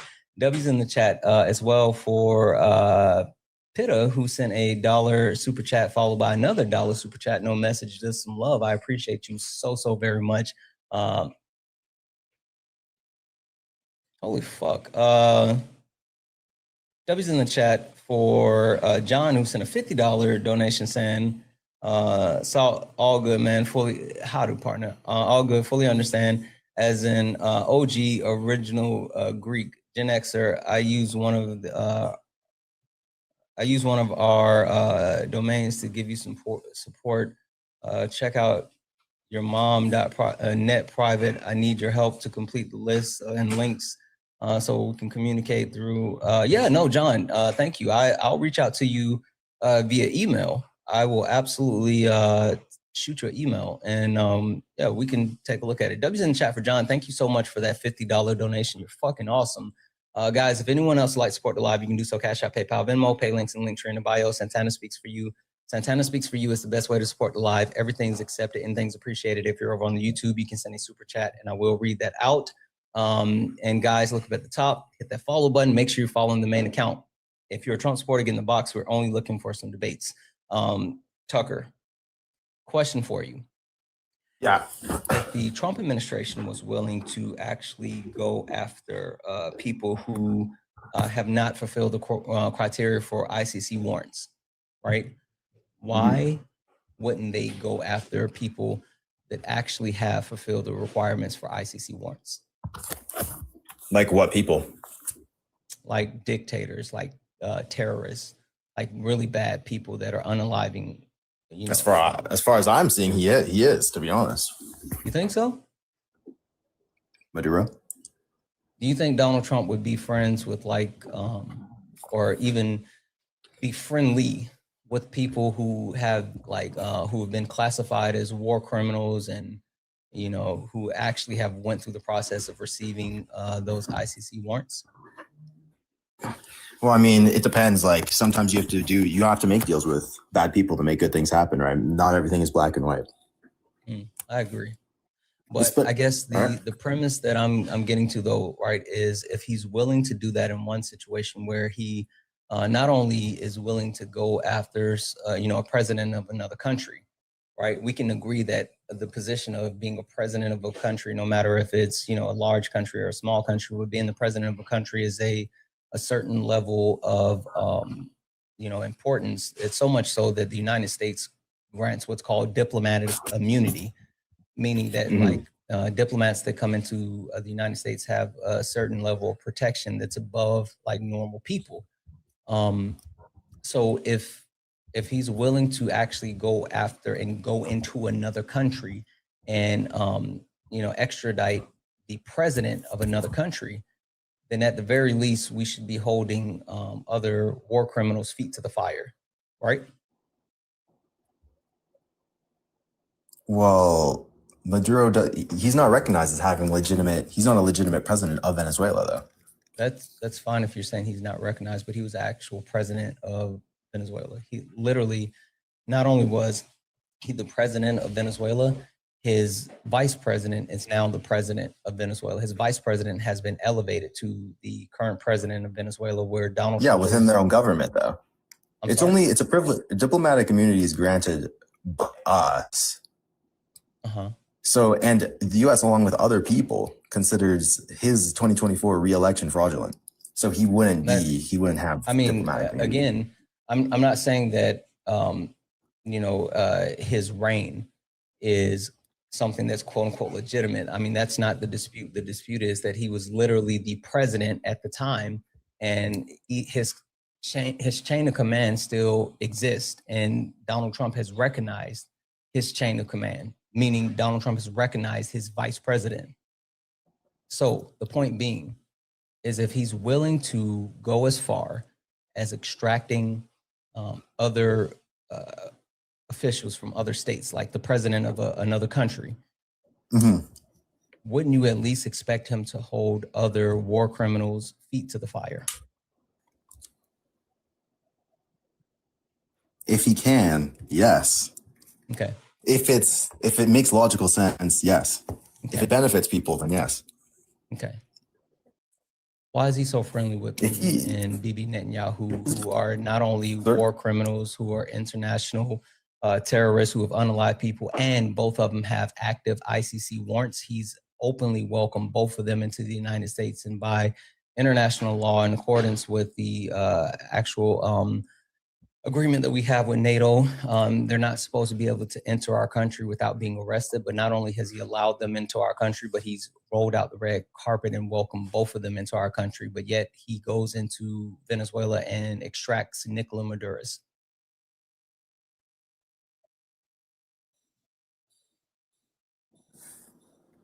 I didn't get like the last 5 seconds of that. I have bars. I got bars too. I heard Nicolas Maduro's. Why is he willing to roll out the red carpet for those people, but yet he's willing to go into Venezuela and extract Nicolas Maduro? Oh well, they have they just have the United States. They have what? Israel does. They have what? Sorry. It wouldn't make a lot of sense for the United States to remove them, is what I'm saying. You don't see the double standard? How's there a double standard? At least acknowledge the double standard?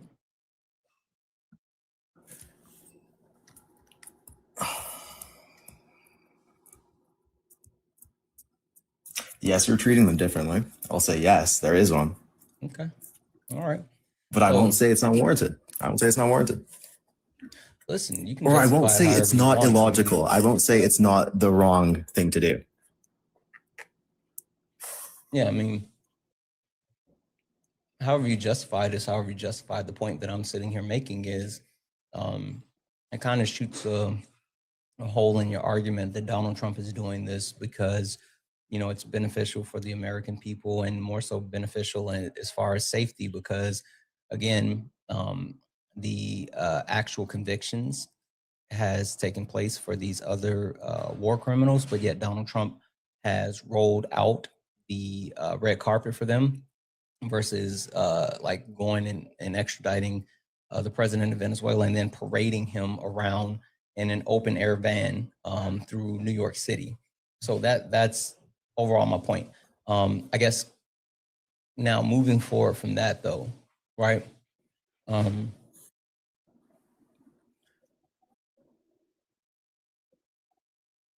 It's all about the oil, right? Donald Trump has openly admitted that it's all about the oil. And so the justification that people try to use and say that it's about safety or if it's about whoa, I feel like we should go back there. I feel like we should just go back there for a second. Oh, I'm not done. I mean, I'm just building the case around my point as far as being all about the oil. All right. Him saying safety and like all this other stuff, it's nonsensical because back in 2024, prior to him becoming president, he openly admitted that he wanted Venezuela to collapse so we could take the oil.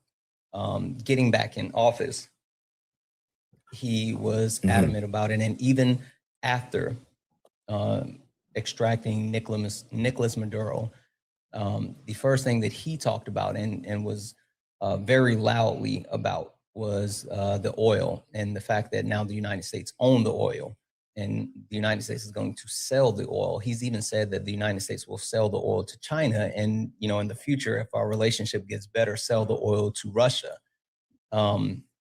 So he's openly admitting it's about the oil. It's not about Nicolas Maduro. It's not about Venezuela and the D-rugs. It's not about any of that. It's literally about the oil. So if Donald Trump is willing to say it out loud and admit it, why aren't you? Because I'm sure it is about it, but it wouldn't make. Okay, first of all, I'll just go one by one. It's on the surface, it's a narco state. Okay, we have a Fenty, or can I say that? A Bentonol crisis. Yeah, just don't say the actual name. That's fine. All right. It's also Russia, China, and Iran have base of operations in Venezuela. So it would make sense for us to be there as well and to take out leaders that are reinforcing that. And also when Maduro is fucking shit up over there and everyone's leaving and everyone's coming here, that causes more issues as well. And I will say oil isn't like, it's not like more oil isn't always better. Especially like Chevron just made investments, almost $1 trillion in Canada. So, you know what I mean? It's like, I don't know if it's not very, I don't think it's as shiny as you think it is. You know what I mean?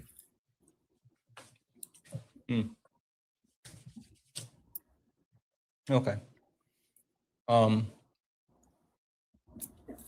Your premise that it's a narco state inciting the F drug is wrong, right? And the reason why I say that is how so? Venezuela isn't the manufacturer of F drug. You can talk about other drugs, but it's not F drug, right? So that's just wrong. But even more so, right? Talking about like the investments in the country when it comes to oil. Donald Trump has said that he is going to send U.S. companies in to extract the oil, specifically to take the oil, right? The premise that you're trying to use and say that like that Donald Trump is doing anything outside of that is actually false. Doing outside of what? I'm sorry? He's doing anything outside of what? I didn't get that. Outside of specifically standing on the fact that he wants to get the oil and sell the oil. Like that's the point. And he's been open, loud, and proud about it. And again, it goes back to my point. If he's willing to admit it, why wouldn't you admit it? And we can look at the fact that he's even said that like at some point we're gonna allow them to have a new election. I won't support the person that won the Nobel Peace Prize, who was the supposed to be the last candidate or whatever. Like he's literally shot down any idea of allowing the people of Venezuela to put their people in power, or like have an actual structure of a government of their own, because he wants to be able to control the oil supply. And again, that's why he's been open and adamant about selling the oil. And while yes, other countries have a presence within Venezuela, there's multiple countries that had a presence within Venezuela. You can talk about Israel. I'm sorry, not Israel. You can talk about Iran. You can talk about Russia and China, but you can't forget like Spain and Italy and the United States. Like, there's a plethora of countries that already have a presence in Venezuela. So just saying those countries that we have a negative disposition with is kind of like, it doesn't make sense, because there's multiple. So the big point that I guess I'm trying to drive home is like, it's all about the money, and Donald Trump doesn't care about any of the rest of it. So why can't you just admit it? All right. Because I think what he's saying to the people is a very watered down version. I think it gets people excited. I think it gets Congress on his side. I think it gets people on his side.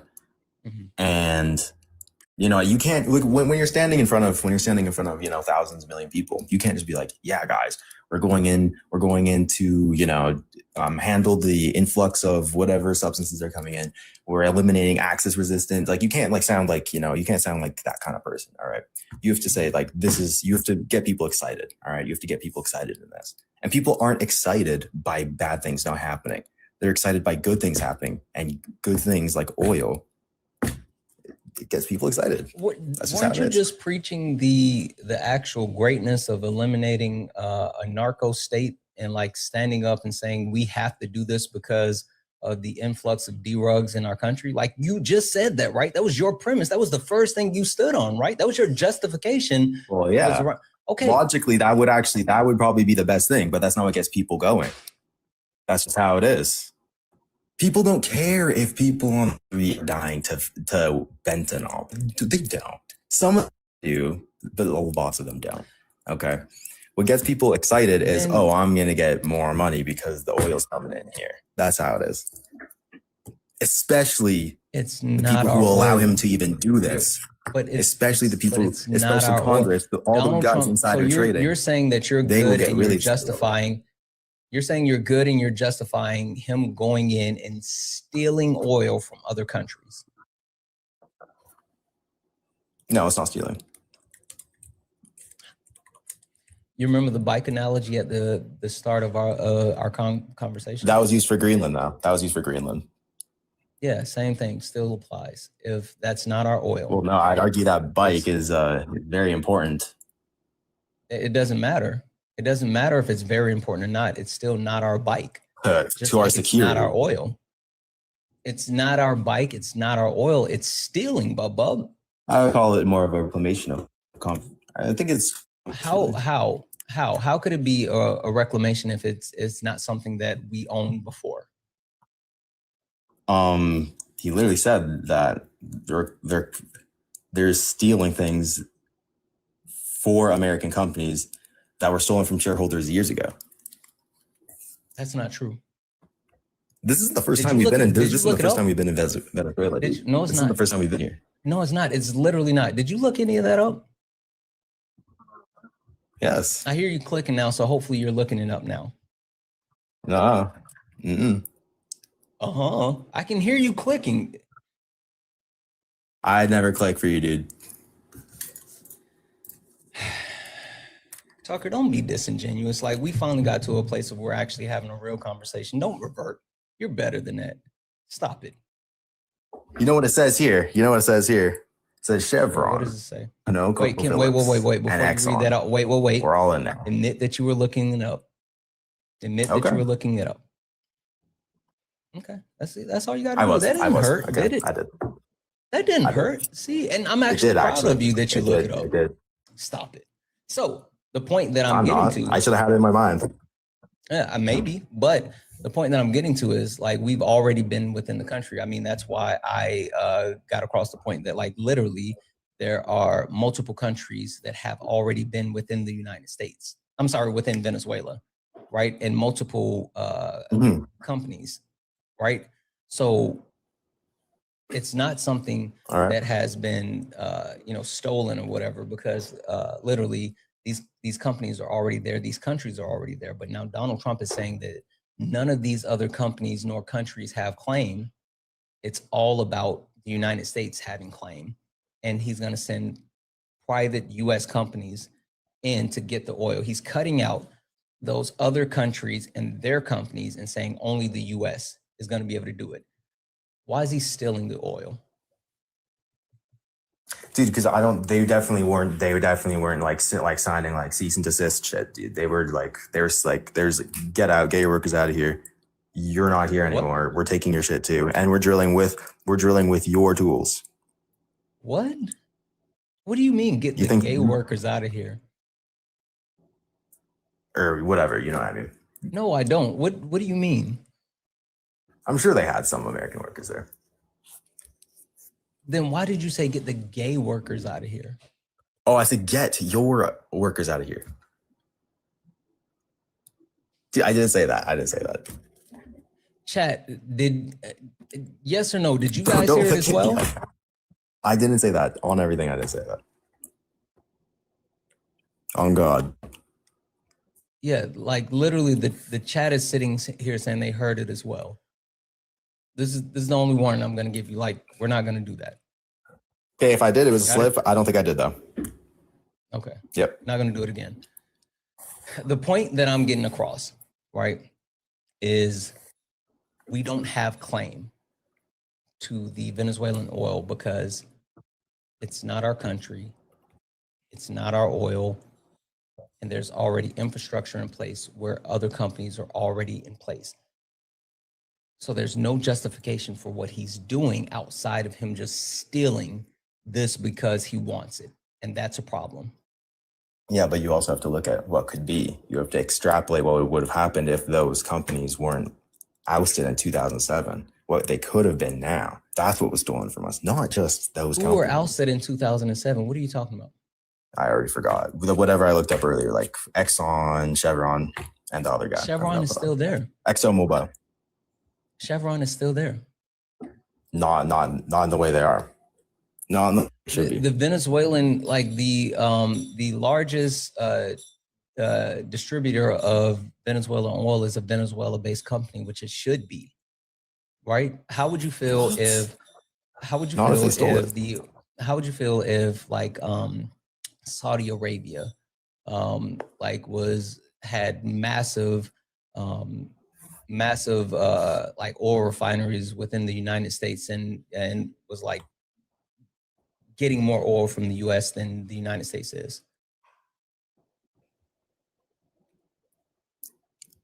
Okay, if we were doing what we were doing, right? Like we were just being America, and they put their oil, they started rigging here, right? No. And we were like, fuck you. No, I'm just ask the question. And then we started directly. trafficking drugs towards them. No. Just ask the question directly. How would you feel if Saudi Arabia had a bigger footprint for drilling oil in the U.S. than the U.S. does? Mm-hmm. How would you feel about that?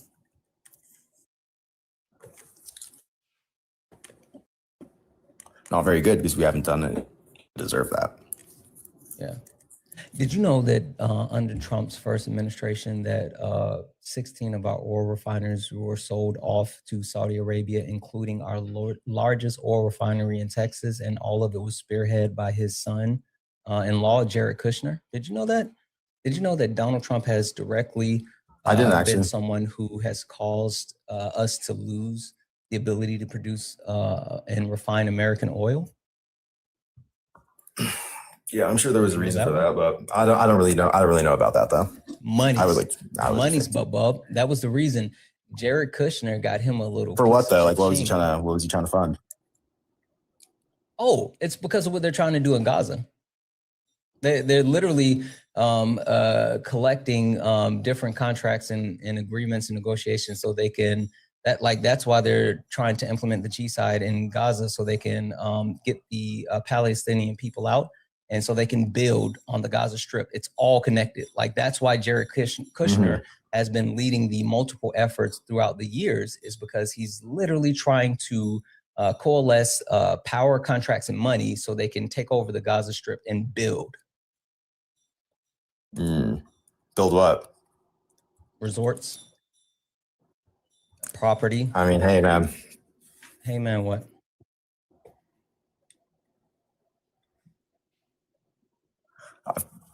I don't want this. It's a very sensitive topic. I feel like. I know. I'm sure it is. Hey, a question for you.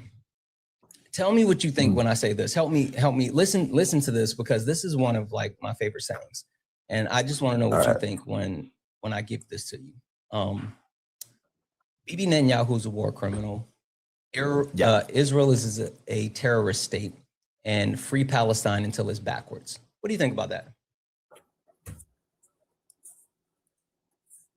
Most people don't like Netanyahu, even in Israel. That's fine. What do you think about what I just said? I'll say it again. Bibi Netanyahu is a war criminal. Israel is a terrorist state, and free Palestine until it's backwards.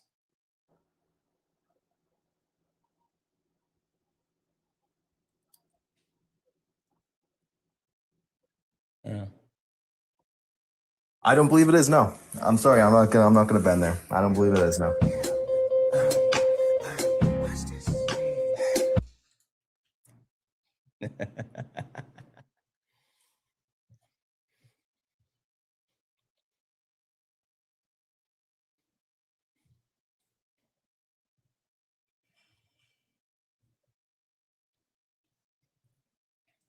What you want me to do with that one? W's in the chat for Sanja, who sent a $1 donation saying, to quote the Ukrainian lady I follow, it could have been Putin on trial in New York right now. You know, if Trump really wanted to topple a dictator and do good to for people of other country he controls, the fact that it's not Putin but Maduro says everything. Literally says absolutely everything. W's in the chat for Cynthia for the $1 donation saying, is his family and him going to enlist and do all these takeovers? Like literally, they always want the benefits without actually putting in the work. They refuse to actually do the work. They don't want to get their hands dirty. W's in the chat for Benjamin for the $5 donation saying, military occupation has never eliminated drug trafficking. It displaces it and strengthens cartels. Demand drives drug markets. War does not reduce demands. I completely agree. W's in the chat for her. Cassandra for the $5 donation saying the original deals that American companies had with Venezuela back in the day were predatory to begin with. It always is. We aren't there taking back anything like these idiots keep saying we're stealing. Yes. W's in the chat for Lindsay for the $5 donation saying Trump was asked if he spoke with the oil companies before the operation. Trump said before and after. The oil companies were notified before Congress. Authoritarian. Yes. W's in the chat for Ian for the $1 donation saying, why would Trump have Venezuela hold a new election? The person who won their last election is in Spain right now. The U.S. already recognized him as a legitimate president. It's because it's not about that. That's why. And W's in the chat for Willow for the $4.99 super chat to say, please ask him if it would be stealing if this exact thing happened, but we're in the U.S. He would have tried to find a way to get around it. W's in the chat for Damo for the $5 super chat to say, if I did it, it was a slip up. So he admits that he accidentally slips and slurs. Silly goose. Not a silly goose, just a disingenuous people. W's in the chat for all the donors, guys. If anyone else would like to support the live, you can do so. Cash App, PayPal, Venmo, all the pay links and link tree in the bio.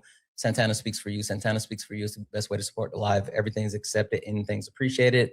If you are over on the YouTube, you can send a super chat and I will read that out, guys. Keep tapping the screen. 2.2 thousand of us hanging out here. Hey, look up at the top. If you see the word follow, that means you're not following me. Hit that follow button. Hit that follow button. Make sure that you are following me and turn on your notifications so you know when I go live. If you don't turn on your notifications, you won't know. Also follow the backup account. Can we go ahead and get the likes up to 400,000 likes? I'm running through the requests now. If you really quick, because it looks like there's some friendlies in the request. If you take a look down at the bottom and you see the pink and blue person, you're good. You're good. You're not in a request. But if you see the gray person, That means you're in the request, you're here, and you're ready to debate. That means you're a Trump supporter, you're here, you're ready to debate. So if you see the gray person at the bottom, you're here, you're a Trump supporter, you're ready to debate. Only request up if you're a Trump supporter. We're only talking to Trump supporters. If you're friendly, tap the screen, share the live. But please, please, please do not request up if you're not a Trump supporter. We're not talking to friendlies. Hi, are you a Trump supporter? Reaction to what we have seen play out in this really extraordinary. Art Beep, are you a Trump supporter? How to pardon? I'm drop you. Mods, you guys know what to do. Again, if we see MAGA in the comments and they are unwilling to actually come up and engage in a conversation, then go ahead and put them in the kibosh, put them in the cocaine clutch. Go ahead and shut them down because we don't let them yip yap in our chat. W's in the chat for Trisha, who sent a $5 donation saying 3 comments. 1, Venezuela has also has iron, aluminum, and coal, all resources to watch now Trump makes money on. 2, we recruit military out of our poor communities with the people of color. And 3, Venezuela is Venezuela our 1930s Poland, where they kept camps. You know what? Definitely. But also, let's not forget that they get down with homegrown camps, concentration camps in the United States as well. Like, Alligator Alcatraz is literally a concentration camp. And we also have been sending undocumented immigrants to CCOT. So it's not like this administration is shy about concentration camps and the way that they're treating undocumented immigrants. So anyway, W's in the chat, guys. If anyone else would like to support the live, you can do so. Cash App, PayPal, Venmo, pay links and link tree in the bio. Santana speaks for you. Santana speaks for you. Best way to support the live. Everything's accepted and things appreciated. MAGA, where you at? Where you at? I know it's intimidating. I know that you guys normally get scared. And I think that who called it out? I think it was Jared that called it out.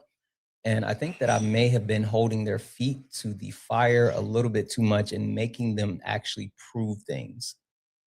We know for a fact that they're not interested in proving things. And then when you have to prove things, it's harmful. And that's why they don't like talking to me. They literally are terrified. MAGA is terrified of me. Chat, you know what I think we need to do? I think we all need to get together and crowdfund and send me to DC to meet with Trump. Boom. Stick with me for a second here. Stick with me for a second here. We need to all crowdfund and sign a petition to send me to DC to meet with Trump and demand that Trump has a sit down with me, right? The way that I have his supporters shook, I would have Donald Trump eating out of the palm of my hands. I would have Donald Trump literally pooping in his diaper. I would have Donald Trump ready to turn over a new leaf. I think that's what we need to do. We need to crowdfund and we need to get a petition going. I could shape this shit up right away. I think I could do it, chat. I actually think I could do it. Interstellar Kush, I'm gonna mute you. I don't give a shit about Tim Walz. Come up here and talk to me. It's funny that like Trump supporters want to talk about everything except Trump. Why is that? Why is Trump supporters willing to talk about everything except Donald Trump? Yo. W's in the chat for Erica. Erica sent a $10 donation saying half of the U.S. thinks Trump is illegitimate. I completely agree. More than half. W's in the chat for Erica. If anyone else likes to support the live, Santana speaks for you. Best way to support the live. Everything's accepted and things appreciated. Brookhaven. So I know you're a Trump supporter. You and I kind of talked a little bit before. I've seen you making the rounds around other places. I got a question for you. Yeah, bro. You saw your boy D induct me yesterday. The man kicked me, didn't want to indulge in my conversation. The guy's a runner. Is this Dean Withers live right now? I'm just saying. Hold on, I got something for you. Maybe you've never heard this for a second. Give me a second. I want you to hear this. What you mean? You stepped in a box, now you're in the ring. Ain't no hugs here, you better take your best swing. Mike Hot, who wanna step in the flame?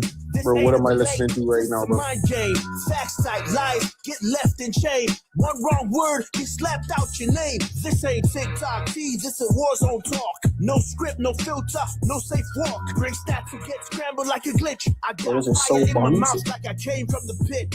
Yeah, step in if you dare. Truth hit hard like a punch in the air.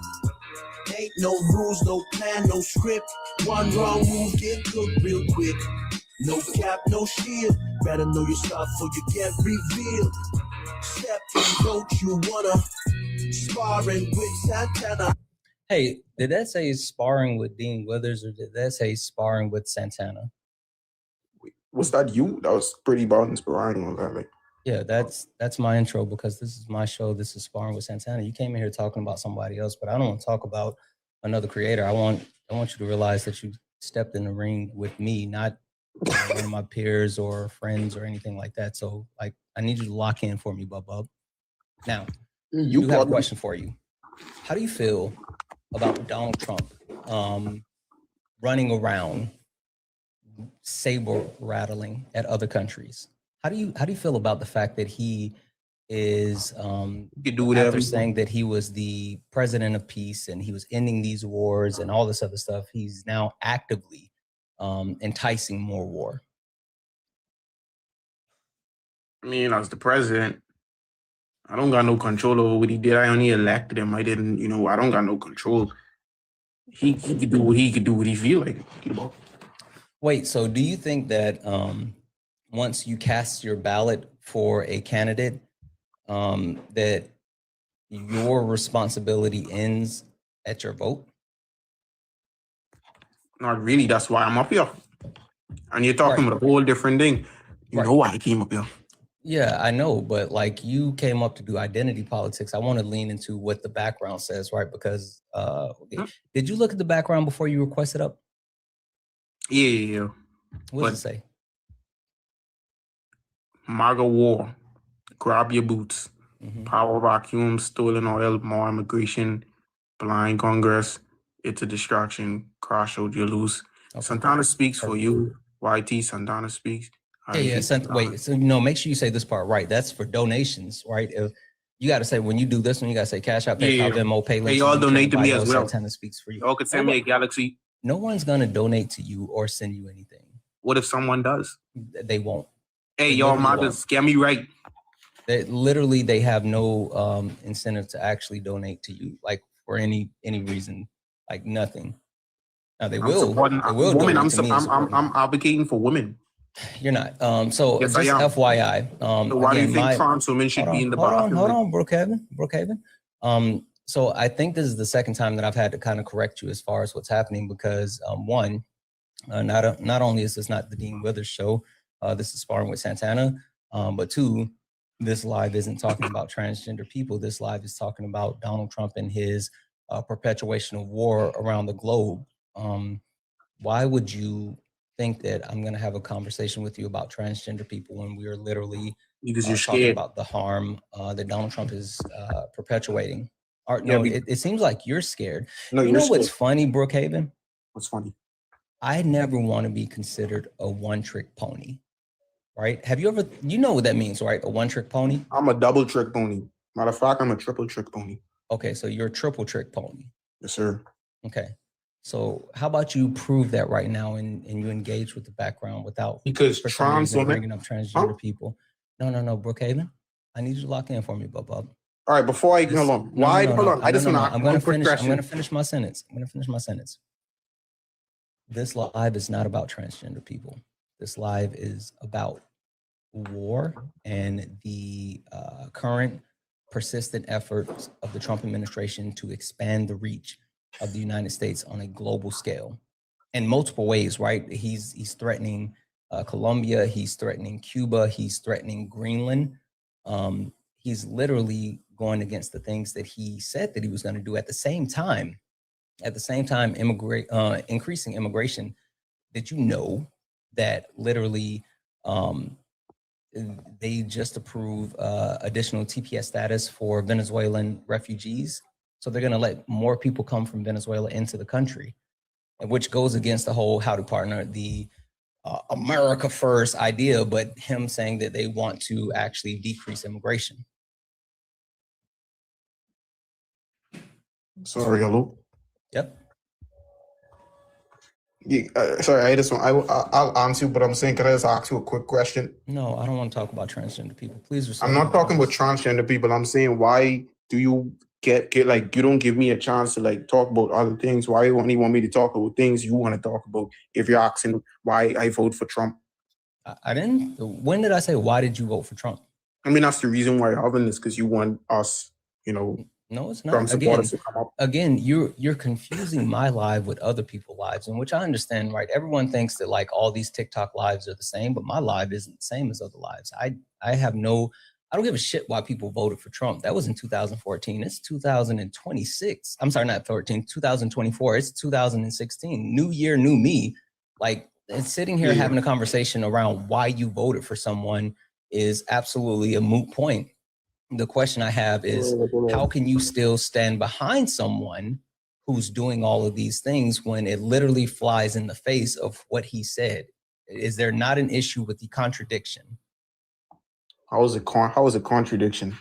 Donald Trump ran on being the president of peace. He said that he was going to end wars. Not only did he say he was going to end the Russia-Ukraine war, but he said that he was going to end the genocide that's occurring in Gaza. He also talked about him ending 8 wars. Which isn't true, but he literally wanted the Nobel Peace Prize for being the quote unquote president of peace. Like, that was his entire premise.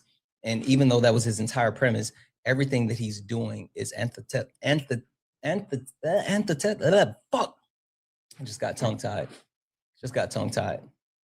Antithetical to that point. So like, how can you support someone who can't even stand on what they say they're going to do?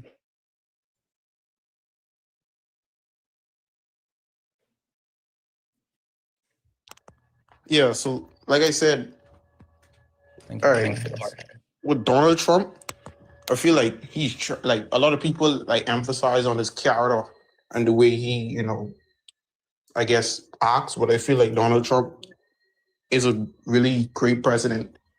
Thank you for the rose, Terrell. I love you, my boy. Thank you for the rose, my boy. Sorry about that. Hey, bro, Kevin. Again, I think you're doing that because you see how like other people respond in their lives, but that's not what's happening here, and that's not what's happening. I'm thankful for my.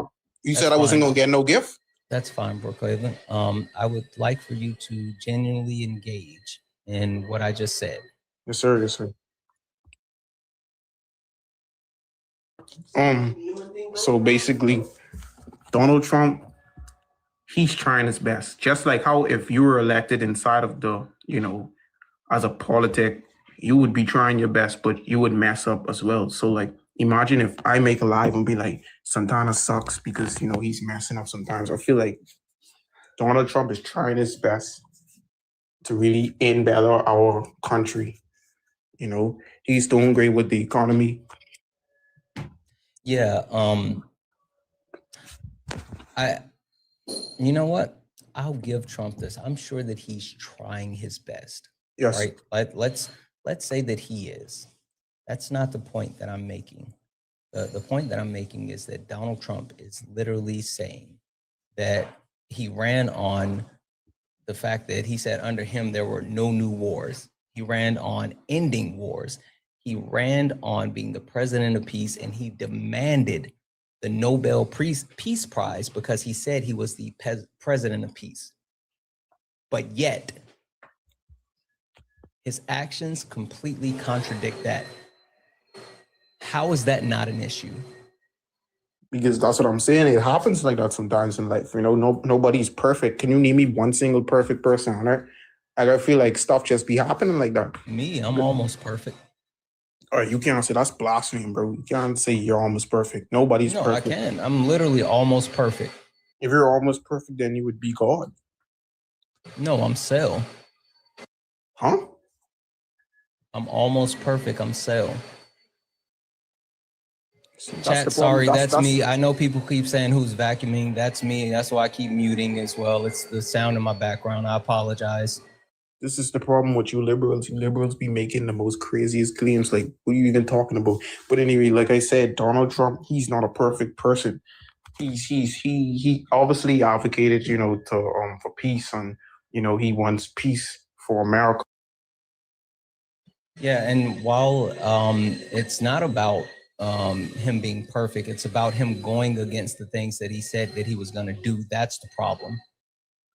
Well, everybody be doing that. Barack Obama did it. Joe Biden did it.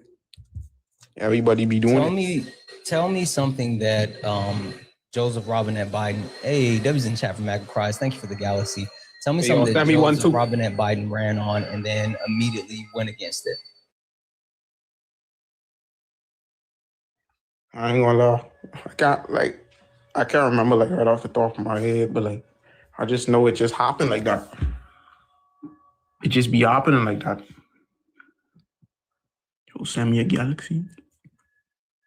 Yeah, like it's absolutely not happening like that. Again, the point that I'm getting across is that Donald Trump, you're sitting here and you're still supporting him, and while like I'm not sitting here saying like, oh, you know, supporting him is this or that or whatever, but what I'm saying is if he lied to you, which that's a lie, yes.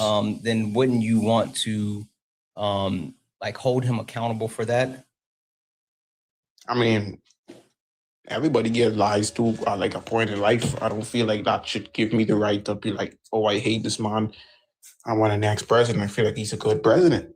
And every time I bring you why I think he's a good president, you always like, oh, I don't want to talk about that. Let's talk about this. That's what I said. Oh, no, you, again, I'm not sitting here saying that I'm literally not talking about the subjectiveness of him being good or bad. That's not, I don't care about why you think that he's a good president. I'm saying, how is it that you're supporting him when he's literally going against the things that you said, or he said that he was going to do for you? Like, wouldn't you want to hold him accountable for the things that he said? Wait, so are you a Christian? What does that have to do with anything? No, I'm gonna like bring a point real quick. Like, you believe in God? Yes. That's what I'm saying. So like, obviously in life, we have our morality, right? And we know something is immoral by believing in God. And we know morality is subjective. I don't care about morality. Like, morals are subjective. Like, what you deem to be moral, what you deem to be moral isn't like necessarily what is, and what I believe to be moral isn't what is. Wait, hold on. Sorry, what God do you believe in? I believe in a higher power. Again, I don't think that you understand how much that. So how can it be subjective? Thank you for the. That doesn't make any sense. Morality can't be subjective if you believe. Morality is absolutely subjective. No, it isn't, because if you believe in God, God doesn't change, right? Again, like the premise that you're getting to, right, as far as God and how that works, unless you have like empirical data to prove that God exists, then no one ultimately knows God is there and how God works and what God specifically wants. You can lean on like the references like the Bible that people say is the word of God, and actually for some reason you can or say that like, oh, things should be done by this or that or whatever. But my point being is like, when you talk about morality and you talk about your moral compass, it's guided by like who you are as a person, how things happen.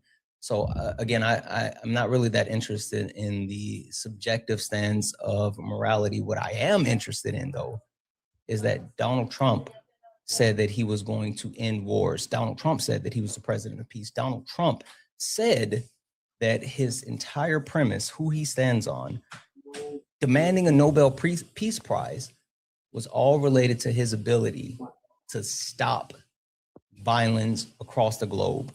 But now he is antagonizing violence across the globe. How do you square that circle? Hey man, Donald Trump and Hitler is the best trans people sucks. And yes, sir. Hitler. Listen, question for you, Brookhaven. How does it feel to know that the only thing that you have, oh, he ran. He fucking ran. He fucking ran. That's where I was just about to go. That's where I was just about to go. That's what happens when you make a fucking one-trick pony try to do anything else except lean into hatred. That's the only thing that he had. That's literally the only thing that he has hung his hat on. The only thing he has hung his hat on. Going from live to live to live to live, and all he wants to do is talk about transgender people. He's made that his entire personality, and he can't defend anything else because that's all he has. Deanna, who stole the oil? Come up here and I'll tell you about it. You already know you don't get the yip yap in the chat. Get up here. I'll send you a request. Don't come up here crashing out though, because I have no interest in crash outs. All right. You said who stole the oil? Yeah. Jimothy. Jimothy is stealing the oil. Who? Jimothy. Jimothy? Donald Jimothy Trump. I don't know a Jimothy. I'm sorry. Wait, Donald J. Trump? Donald Jimothy Trump? Oh. Wait, you didn't know his middle name was Jimothy? I didn't know his middle name was Jimothy. Wait, you support Trump, right? Oh, yes, I do. So if you support him, how do you not know his middle name? What oil is he stealing? No, before we get to that, how do you not, if you really support him, how you don't know his middle name? It's not important. But what oil is he stealing? That's fine. Take it with you. Also, please don't chew in the mic. He's stealing oil from Venezuela. Give me a second. We'll get into it, but let me say a couple of thank yous. Stubby's in the chat from Marie for the $1.11 donation saying, is this the what is a woman guy? Absolutely. Because F him. I would rather be in the trunk of a Honda Civic with the Komodo dragon on M-Drug, can't say that, and then in the same room as him. Sir, you do not speak for women. Exactly. He's the worst. W's in chat for MAGA cries for the $2 donation saying, Brookhaven wouldn't send you a pile of dog. I wouldn't send you a pile of dog. Yeah. W's in chat for Daniela, who sent a $3 donation saying Brookhaven needs to stop joining these lives and take the time to educate himself. He doesn't know how to educate himself. He just leans into hatred. Like that's all he has. W's in the chat, guys. If anyone else would like to support the live, you can do so. Cash App, PayPal, Venmo, pay links and link training bio. Santana speaks for you.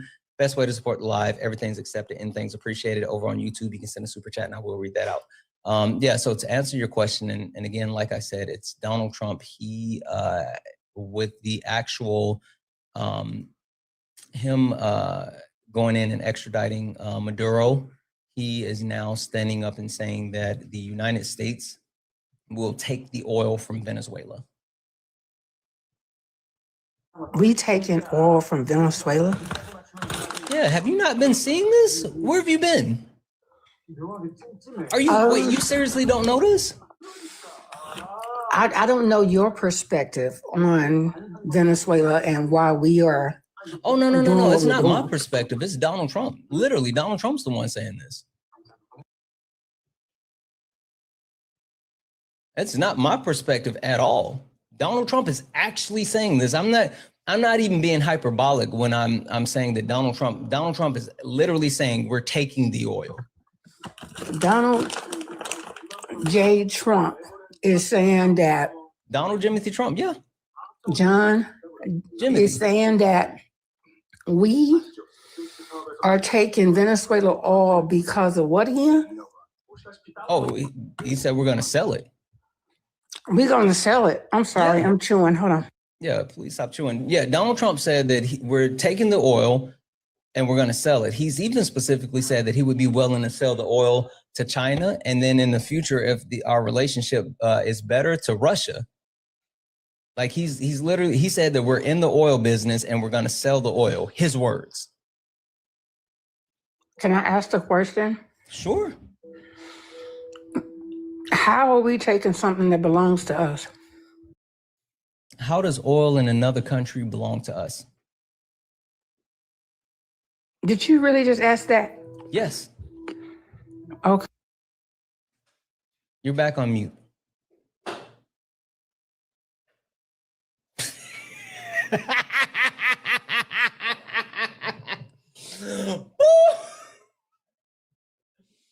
Oh my fucking God. These people can't be real. These people are so fucking unserious. These people are so fucking unserious. They're so fucking unserious. Holy shit. W's in the chat for Joel for the $5 donation saying he put the bomb in bumbleclot. He absolutely did. He absolutely did. Holy fuck. What was that? What was that? Guys, only request up if you're a Trump supporter. We're only looking for some debates. Please do not request up if you're not a Trump supporter. We're only looking for some debates.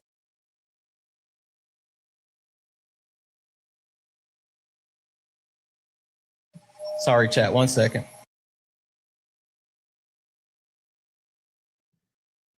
Sorry about that. Guys, yeah, only request up if you're a Trump supporter. We are only looking for some debates. Please do not request up if you are not a Trump supporter. I don't know if this person is going to load.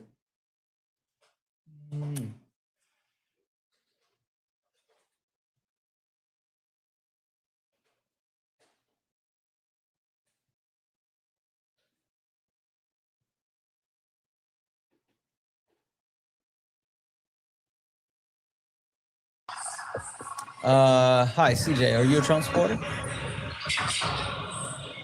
CJ, are you a Trump supporter? No, I didn't mean to come up here. All right, I'm gonna drop you down. Guys, only request up if you are a Trump supporter. We are only looking for some debates. Only request up if you're a Trump supporter. The Trump Truster, are you a Trump supporter? Because you were in the request before. Steven, are you a Trump supporter? I guess not.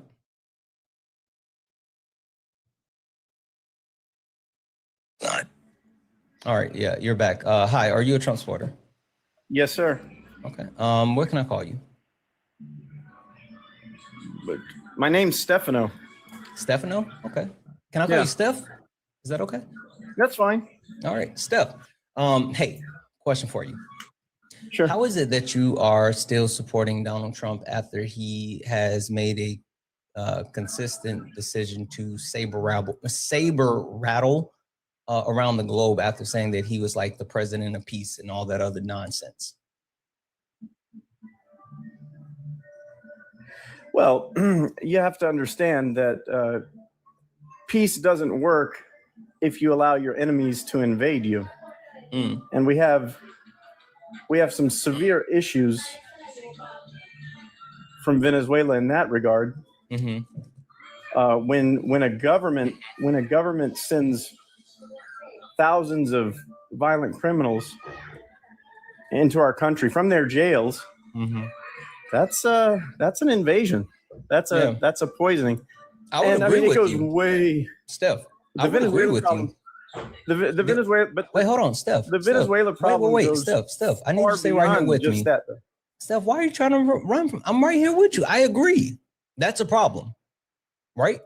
You and I can agree if countries are emptying their jails and they're shipping their people to the United States from their jails, that's a problem. We can agree on that, right?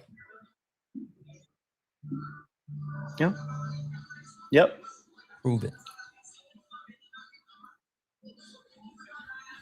All right. That they're sending people from their jails. I'll prove it to you. So do you recall on the stations that I'm sure you probably watch, if not, I mean, on all of the major stations, it's been reported that we are sending Venezuelan criminals back to a place called CCOT. Are you familiar with the CCOT controversy? CCOT in El Salvador?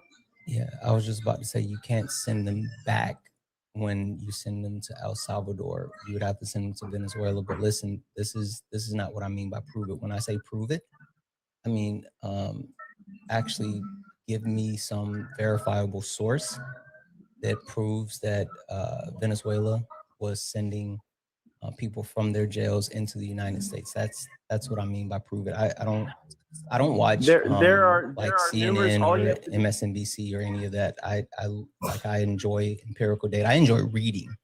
I read. So can you give me something that I can read that verifies your claim? I'm sure that you can pull that up. If you want me to go off of your live stream and do that for you and give you links. All right. Well, let's talk about some other things first, though. Because while you're waiting for your links, this is what I do, Steph. I'll give you. Because you and I haven't met. I'll give you a link. You and I haven't met, but I just want to let you know how I do things. I believe in Occam's razor, right?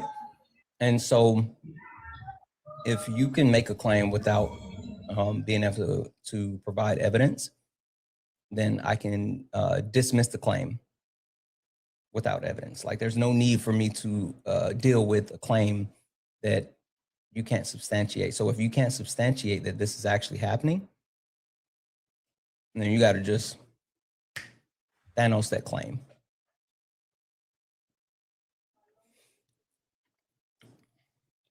I don't know, chap. I don't like to say, like, just me personally, chat. I don't say shit that I can't prove. I may say a lot of shit, but I don't say shit that I can't prove. Also, I may tell you a joke, but I'll never tell you a lie. That's just how I get down. Keep tapping the screen. We're almost at 500,000 likes. There's 2.4 thousand of us hanging out here. Make sure that you hit that follow button up at the top. And if you see that gray heart, that means you haven't sent your daily heart. Me, go ahead and send that. So make sure you follow the main account. We're driving to 80,000 followers, but make sure you follow the backup account as well. We bounce back and forth between the two. Sorry, go ahead. All right, I can concede. I can concede on that point. Okay. According to the current data that we have, there is no proof yet. Okay. However, I will submit to you. Listen. I will submit to you that that we should both take time to look at the prisoners, the deportations that took place of Venezuelans that were sent to El Salvador, because it was purported that those were consisting of a large number of those very same violent criminals. Oh, wait, okay? Hold on. And so that's where you're going to find the proof. You just made an assumption. You said we should both take time to look at it. I didn't say I said I concede the point, but if we want to look for I'm proof not talking while about we the wait point. No, for the listen to what investigators. Wait, Steph, you gotta listen to what I'm saying. I'm saying you made an assumption. I refute what you're saying. I heard what you said. And what did I say? You're saying that I'm making an assumption, and I didn't mute you. That was telling you that you didn't hear me correctly, because I clearly stated that I concede your point. In the meantime, if you want to try to find the truth as we wait for investigations to come forward on this matter, you can look at the CCOT prisoner population. Yeah, we're still waiting on that information. I'll concede the point. Let's move to the next point. No, Bub, listen, Steph, stop. Seriously, stop talking. Steph, stop talking. Stop. Listen, put on your listening muffs right now, Bub. I'm not saying the point that you conceded to. We're not talking about that anymore. I'm saying you made an assumption by saying we need to look at the prisoner information for the prisoners being sent to CCOT. That's what I was saying. You're making an assumption for. You're making an assumption that I haven't looked at it. Your assumption is I haven't looked at it because you said we need to look at that. And my point is I've looked at it. I know what's happening because it's not just the Venezuelan people that are being sent to CCOT. It's literally undocumented immigrants that should be deported to their home country, but Donald Trump has been using them for free slave labor and sending them to concentration camps. I already know about all of this. I can prove all of this, and I know about all of it. So you thinking that we need to actually look at that information is your assumption, and your assumption is wrong. You need to look at the information because I've already looked at the information.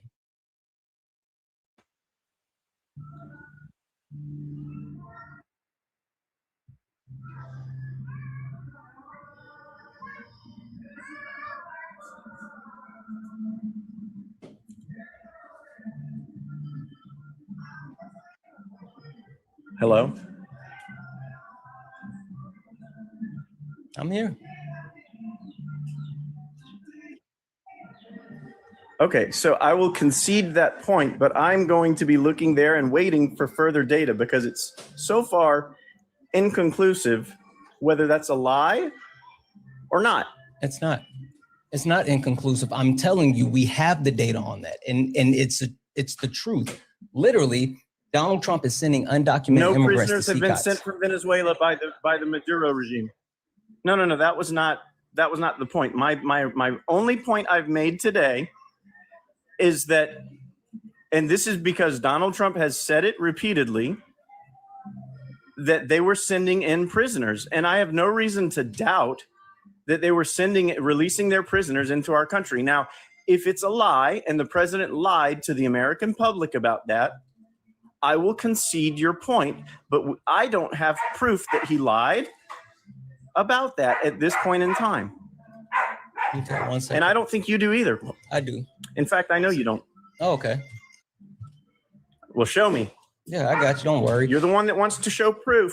Yeah, I got it. see Don't it. worry about it. I'm going to mute you because one, I don't know what's happening with the dog, but also two, like the mediocrity that you actually stand behind is astounding, right? Just because you think that you are someone without proof who says things without proof, you would think that I am someone that stands behind things without proof. And that's not what I do. So there's two different sources that you can actually, a couple of different sources that you can actually use. We can take a look at the information from the American Immigration Council. We can take a look at the information from the Council of Foreign Relations. We can take a look at a investigation that was completed by PBS titled Trump's Idea of Imprisoning U.S. Citizens in El Salvador. And then we can also take a look at least 50 migrants sent to El Salvador prisons entered the United States legally. But all of these points of references, right? The overwhelming majority of the amount of people that have been sent to CICOT are the overwhelming amount of people that have been sent to CICOT are absolutely undocumented immigrants who have crossed into the country with no criminal record. So while this doesn't talk about like specifically Venezuela or specifically, the Congo or any other areas like that, what it does say is the majority of these immigrants have been shipped to CICOT without prior criminal records. Some of the countries that they actually come from are literally highlighted as far as some of the countries that are considered like banned countries by Donald Trump. But there's been multiple studies and investigations into the immigrants that are being shipped to CICOT, and the immigrants that are being shipped to CICOT overwhelmingly do not have a criminal record. So would you like to address that? Absolutely. You watched the 60 Minutes leaked video that they pulled and then they released it in Canada about CICOT? Did you see that? No, I haven't seen that. Okay. Well, the so-called undocumented immigrants with no criminal record would not have a criminal record in the USA because they were prisoners from Venezuela, number one. So wait, how are you verifying that they're prisoners from Venezuela if there's no record of them being prisoners from Venezuela? Well, what I've heard out of the administration. I don't care about what you the Trump hear. How do you administration. verify that? I don't want to talk about what you heard. How do you verify? Like literally, I just verified to you that multiple entities have done comprehensive studies and investigation into these immigrants that are being shipped to CCOT. And they verified that the large majority, actually it's less than 10% of the total amount of people have criminal records. So what are you verifying that these people are actually like criminals from Venezuela if there's no record of them being criminals from Venezuela? Well, that's exactly what I'm saying. So neither one of us has proof. No, I have proof. Which is what I said literally before, just pulled and up you my said, no, you had proof. I You don't literally have just proof. pulled up my proof. What are you talking about? We don't have proof. I gave you multiple. I gave you literally multiple sources. I gave you multiple sources. What are you talking Can about? ask I don't you, have proof. Well, let me explain to you why that's not proof then. Sure. Tell me how me citing the fact that there has been investigations completed by the American Immigration Council, by the Council of Foreign Relations, by PBS, and even by The Guardian that proves that the majority of these people, yes, The Guardian. What about The Guardian? Okay. What about The Guardian? Keep going. I'm just laughing. That's fine. You're laughing. Now tell I have me nothing why. to say about The Guardian. That's Continue. fine. That's fine. You tell me. You tell me why. You tell me why my proof is an actual proof, because I've verified multiple sources. Okay, so you cited an immigration, the National Institute of Immigration or something. What was it called? The American Council of Immigration.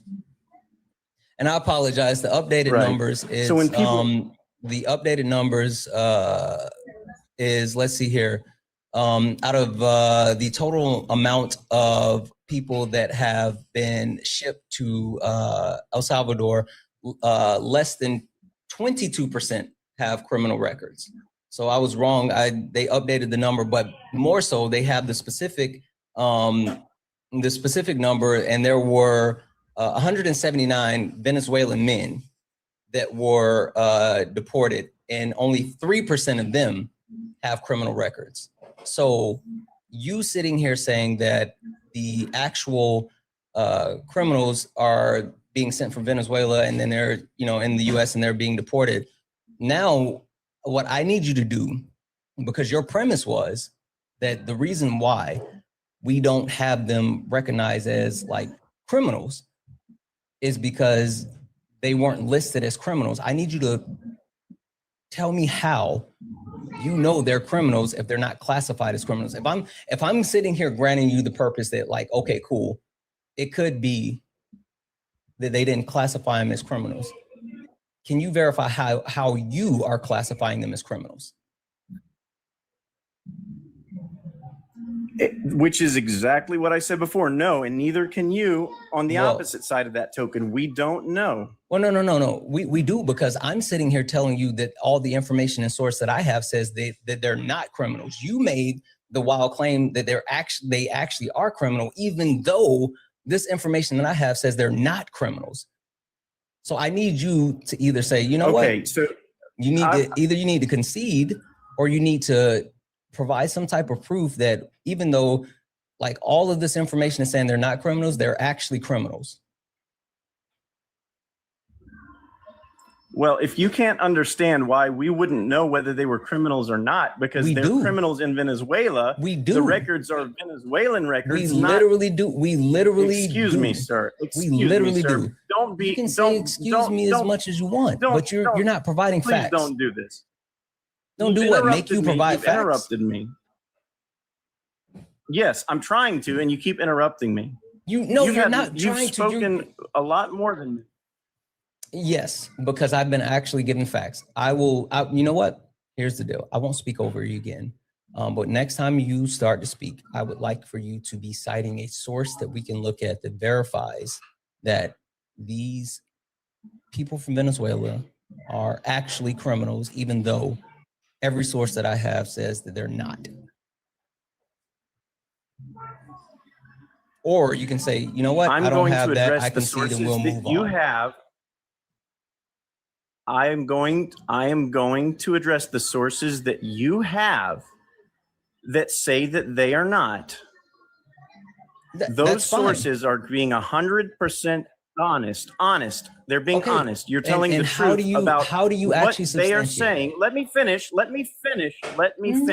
Substantiate that. Let me finish. I am saying that you are 100% correct that they are not criminals according to U.S. criminal records.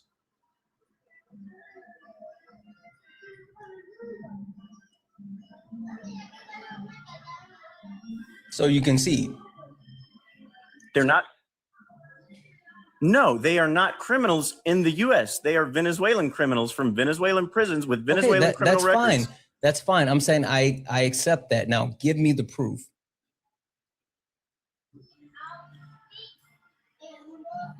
The proof will come. I will give you substantial reason to believe. No. Okay. Okay, Steph, fine. Then I'll concede that neither one of us knows. No. You can't concede. No, Steph, you can't concede that I don't know, because the information that I have says they're not criminals. It says they don't have a criminal record. In the USA. So you can't. No, this is literally speaking to, how can you expect a Venezuelan to have the information that I have is based off of their criminal record. Okay, Santana, whatever. Steph, I don't. Steph, you can't concede a point for me when I have evidence. You can only concede a point for you because you can't provide evidence. That's not how that works. Neither one of us has proof that they are not criminals. You have proof that they are not criminals in the USA. I literally have multiple sources saying that they're undocumented immigrants with no criminal record.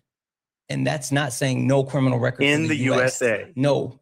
You're adding the caveat. None of this information says in the USA. You're literally trying to add that on. I'm not making no. I'm reading what the information says. The information says that these undocumented immigrants have no criminal record. It doesn't specify they have no criminal record within the United States. It says that they have no criminal records. You literally don't have proof. I do. So let me mute you for a second because I got some people to say thank you to. Debbie's in the chat for Benjamin. Benjamin sent a $5 donation saying, please add the live rule to the callers have to come prepared with some actual documentation / links. God damn, Benjamin, you were ahead of the game on that one. Fucking cooking before I knew it. Debbie's in the chat for MAGA Cries for the $2 donation saying, remind the guests that it's not a MAGA live. We bring receipts and crash outs lose. Thank you for these shades. They absolutely do. Like, we do not do crash outs. We don't. We absolutely don't. Debbie's in the chat for Sir for the $5 super chat to say, you teach them and you teach me. They don't retain though. I know that it's not the issue of them like not retaining. It's the issue of them not actually wanting to engage in the information. Like it means nothing for them. Like they're willfully ignorant. And so that's why they don't want to retain nor engage in good faith. W's in the chat for Queen for the $2 super chat to say DHS checks US and home countries for criminal records. That's absolutely true. We have ways of completing background checks and investigations on everyone, including those criminals that are, in the country, and then including those undocumented immigrants. So like all of this is absolutely a fallacy. So W's in the chat, guys. If anyone else likes to support the live, you can do so. Cash App, PayPal, Venmo, pay links and link tree in the bio. Santana Speaks for You. Santana Speaks for You is the best way to support the live. Everything's accepted, anything's appreciated. If you're on YouTube, you can send a super chat and I will read that out. If you're over on YouTube, make sure you hit that thumbs up button. We should have as many thumbs ups as we have people watching. So make sure you hit that thumbs up. Also, if you look up at the top and you see the word follow, that means you're not following me. Hit that follow button. Hit that follow button.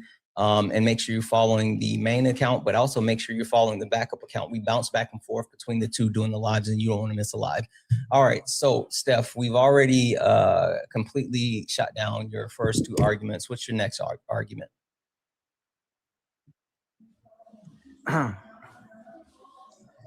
Next argument.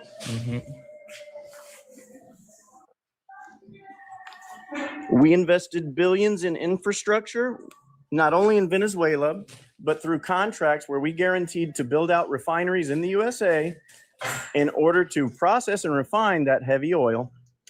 And when the Venezuelan regimes privatized, further nationalized, they were already somewhat nationalized, but they came up with agreements that our corporations couldn't live with when they tried to privatize under Chavez, taking over a 50% stake. They wanted something like 61% stake in the corporations, and our corporations would not agree. And subsequently, the contract was in breach. They left. The infrastructure was allowed to decay because the Maduro regime, trying to consolidate power due to their own internal strife after the 1979 oil embargo, they had an IMF loan, which created a need for austerity among their people. They did not have a diversified economy, and their people depended a lot on social welfare programs. The austerity affected the country greatly, and that's where Chavez came to power. Now, okay, in so order let to me hop maintain in his here. power, Let me hop he in had here. to, wait a minute. No, I'm hitting the, wait a minute. This is no, you're not gonna monologue and then run through a bunch of lies. Critical No, you point. don't. Wait, I'm You almost don't finished. get to. This is a No, critical no, point. you don't get to monologue and then run through a bunch of lies. I'm gonna fact check Go ahead. this shit Go ahead. before you start to continue with your lies. So FYI, chat, he's wrong again, right? The original agreements that were set up with the U.S. as far as the oil refineries, yes, the United States did originally establish certain agreements that help initiate the infrastructure within Venezuela, right? But what happens is there was no breach of contract. There were multiple agreements that ended at different points. Like in 2007, the agreement with ExxonMobil and Chinko Phillips, both of them actually decided that they no longer wanted to extend their agreement because Hugo Chavez, they didn't actually agree with the terms. And the terms that Hugo Chavez was trying to implement was with, it was gonna be a joint venture with the Venezuelan state with PDVSA. And ExxonMobil and Chinko Phillips did not want them to actually have a majority stake. And so instead of them continuing to have that agreement in place with Venezuela, they literally just left, right? They said, no, thank you. That's too rich for our blood. We're out. Now, also, some of the agreements were impacted by the US sanctions with licensing agreements, which gave different, it caused different agreements to expire because of sanctions.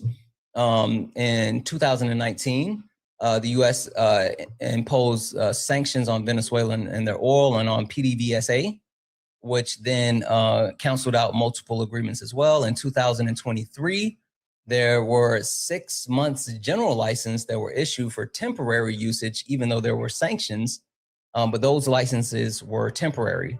In 2024, they made the decision that even after going over those general license 44, which were the temporary license, in 2024, they made the decision going from October the 23rd, October 2023 to April 2024, they made the agreement that they would not extend those temporary license past then. So the point that I'm making, and the overall point is that there's been different reasons why the United States has lost access to Venezuela, but the different reasons boil down to ending agreements and sanctions, and not about Venezuela doing something funny. Did he run?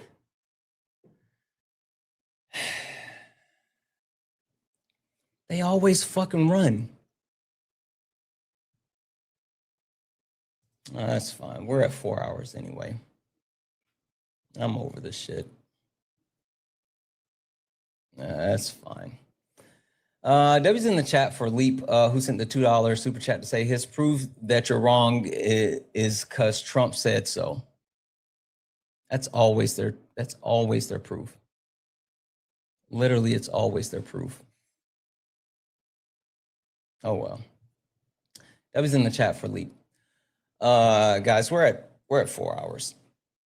We're at 4 hours, and that's enough. I got to get out of here. We are gonna call it here, but we will be back tomorrow morning, and we're gonna get swifty. We're back tomorrow. Wait, did you say yeah? Okay, yeah, okay, dude. You literally left, and now you're in the comments. Fuck out of here. Fuck out of here.